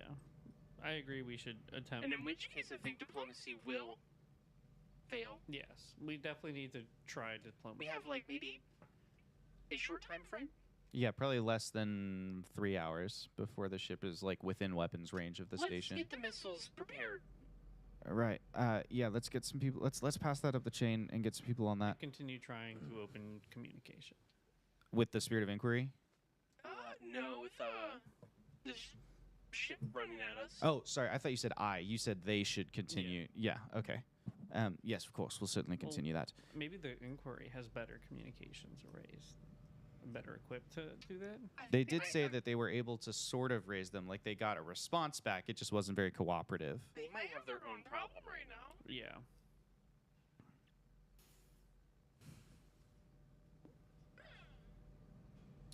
How much time do we have until... 3 hours. About 3 hours before it's in weapons range. That doesn't mean they'll fire, but that's... Sure. How long will Ronan take to get back? We don't know. You got no update from Ronan. Well, like, how long did it take to get us here? Well, you took like a really circuitous route and stopped to explore asteroids. I don't think, and the spirit of inquiry has moved, so I think it's really impractical to try and triangulate from that. We put the missile together. I will help with the diplomacy if need be. Maybe to help just get a hail on them. I don't think your communications array is necessarily fit for that. Me and Mark can maybe help get something that's more in line with our technology, and it sounds like we were at least successful on the spirit of inquiry on hailing them, though it sounds like they were also not as successful diplomatically. As you continue to deliberate, the scene kind of like fades and shifts back to the CNC situation room where the same deliberation is happening, but now you're back in the presence of all the generals in command. And Field Marshal Blanche Foxworth, who is looking a lot more stressed at this point, just like sitting at the desk like, I need some options, people. You know, kind of there's a lot of like tense seat. There's a lot of empty tea mugs around the table. You know, it's like... So right now the options that we've put forward, our particular team is the missiles that I could pilot. We'd most likely Faraday cage them, essentially make them impenetrable to electronic means. That would stop them from interfering, and that would allow me to pilot them. Without being stopped, I would be losing a part of myself, and that would weaken me, considering you might need me for any other reasons. But if that was our last option, that might do it. 2, we managed to get a hold of them and redirect their anger or figure out if they're even angry. We don't even know what kind of systems they have. I mean, yes, it's a big energy spike and it's shaped like a barrel, but maybe it's not even a gun. Clarence Ashington, the general in charge of internal affairs and the justice system of the station, has been playing with a pen this whole time, just kind of tapping it against his face. Clarence says, couldn't we also... No, I guess that... It just seems to me that if they're on... You've suggested they're on some sort of revenge tour. It's a theory. It seems if we were to present to them simply the scale of life that they're endangering, perhaps we could, if it's about the morality, perhaps we could engage them with the two wrongs don't make a right, kind of presenting that. Our station, I don't know anything about the others, but our station, when we discovered, we cut off the research, right? Like when we came to that conclusion, we stopped. Surely that should create some sort of common cause. You can certainly hope, but there's... On the other hand, Harriet Warbeck chimes back in, your little Tea Party friend, General Harriet. On the other hand, if they're radicals, nothing will get through to them. That's the point of, when you snap, you snap. And to be fair, their argument might be $500,000 is nothing compared to the billions, maybe trillions that we've lost. We don't know what we've done.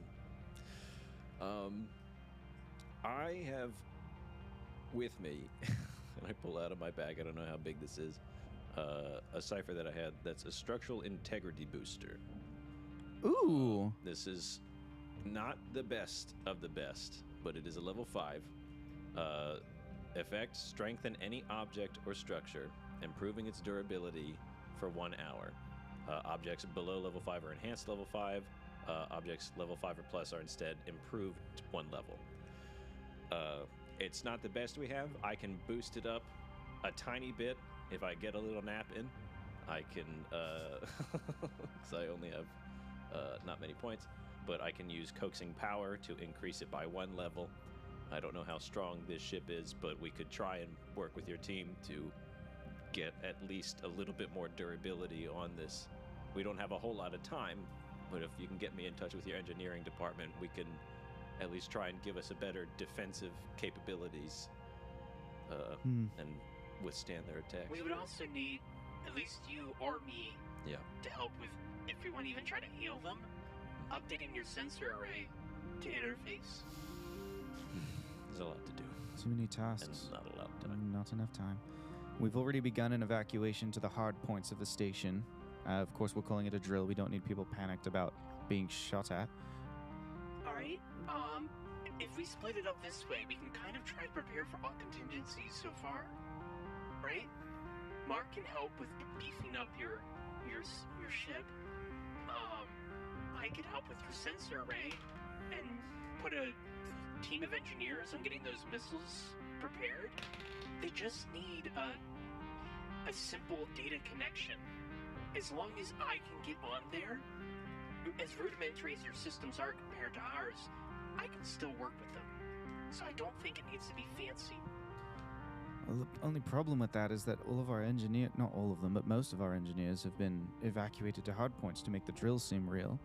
We would need somebody who understands not just the ability to install these pieces, but also where to even find the tools and the components.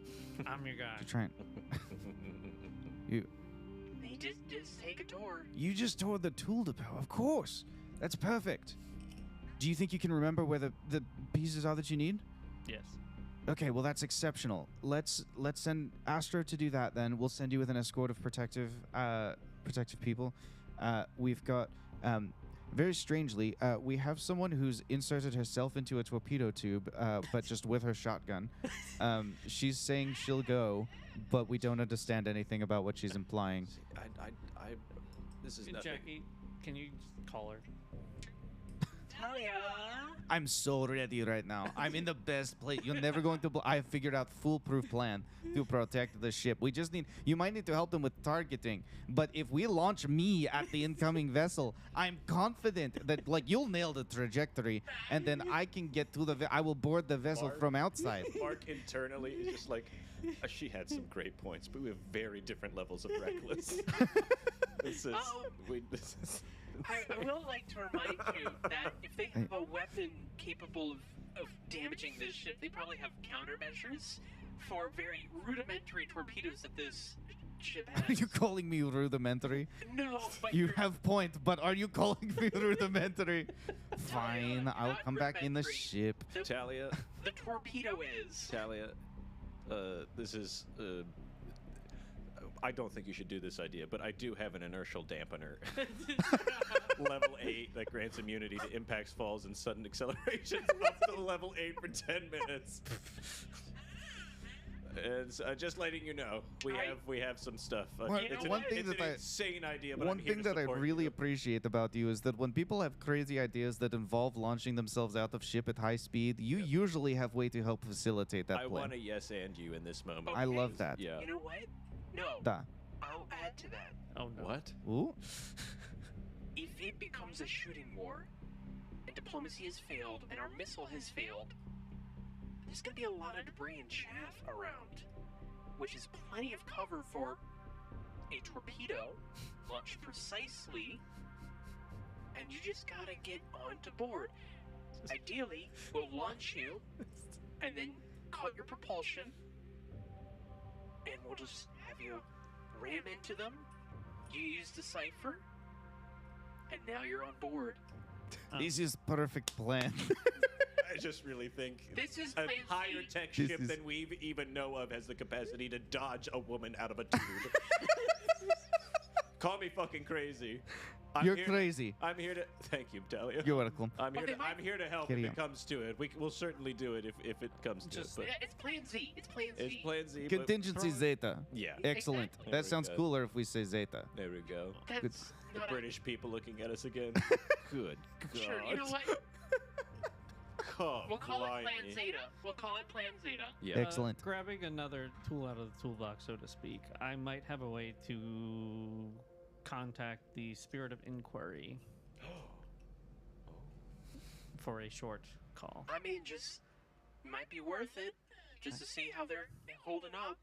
But what would you like? So I have the quantum enhanced long range communicator. Whoa. Pretty sick. Yes, You just been holding on that? Is that a cipher or an artifact? a cipher. That's so cool. Is that left over from one of the sentries? Yeah, That's sweet. Wow. allows for a 3-minute conversation with any location or person to whom you hold a tangible link. Tangible links. You need to hold a possession, piece of hair. This is it's going to quantum entangle Yes. you with that thing for 3 minutes. Whoa. Yeah. Your voice with that presence. Yes. So what have you got? I've got the award pin that Chat Gamma has given. That's quick thinking. That's really That's cool. fun. I love that.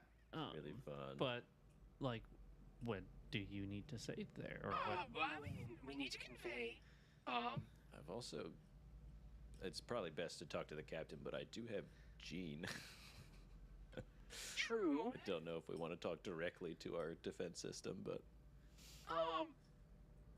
Tell them they're potentially infiltrated by Milsec, and to have Piran AI on Patrol. alert. Yeah, that's fun. Explain the situation to them and our The current door to the plans. room opens and Talia comes back in looking a little bit let down that she hasn't been launched out of a torpedo tube yet, but also like understanding that, at least it's on the plan list. Okay. It's it's in the alphabet soup. okay. Explain our situation as briefly as you can. Try to keep it down to under a minute. And also, we're gonna try to communicate with them and talk them down because Dean says they're having a rough time on that, but Dean's a little unreliable in this scenario right now because we don't know his true objectives. Yeah. Yeah, can you just explain all that in 3 minutes? I think so. We got this. Talia, I see anything, to the wall. Just like anything you need to relay to the Spirit of Inquiry? Sorry. She thinks it through for a second. No, I don't think so. Other than tell them to, if he's not on his way back here, send Ronan back here. We will need the I believe wheels he is. to leave if we need them. Yeah. No offense, lovely British people, but I want the option. Mark, anything from you? I think I'm good. And then I speak to the British Are you gonna hold him to it? officers. Yes. Is there anything you would like to relay briefly to our ship? I have a way to contact them. Tell them that we intend to attempt more diplomacy before we take any other severe actions. Will do. We've got to try and raise them somehow. Hopefully having you tinker with our communications array will give us some options. Okay. Okay. Anything else from anyone in the room before I initiate this call? The situation room is very, very quiet. Can I get a large fountain to drink with that? What flavor? God damn it. Cherry. You got it. Thank you. I will activate the quantum long range computer or communicator. Great.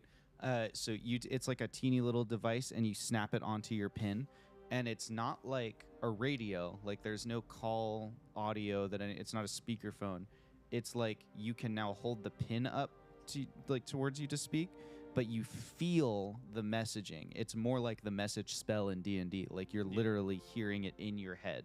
It's like a form of telepathy. Yeah. And you get a very confused, like, whoa, this is weird.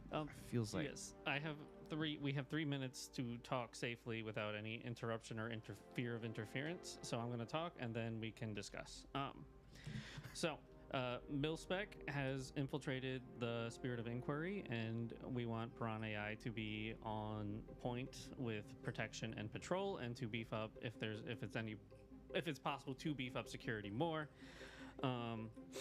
The ship is coming, and we want to really attempt diplomacy with it before taking any drastic measures, but we have some countermeasures on this ship that we are working on. What else?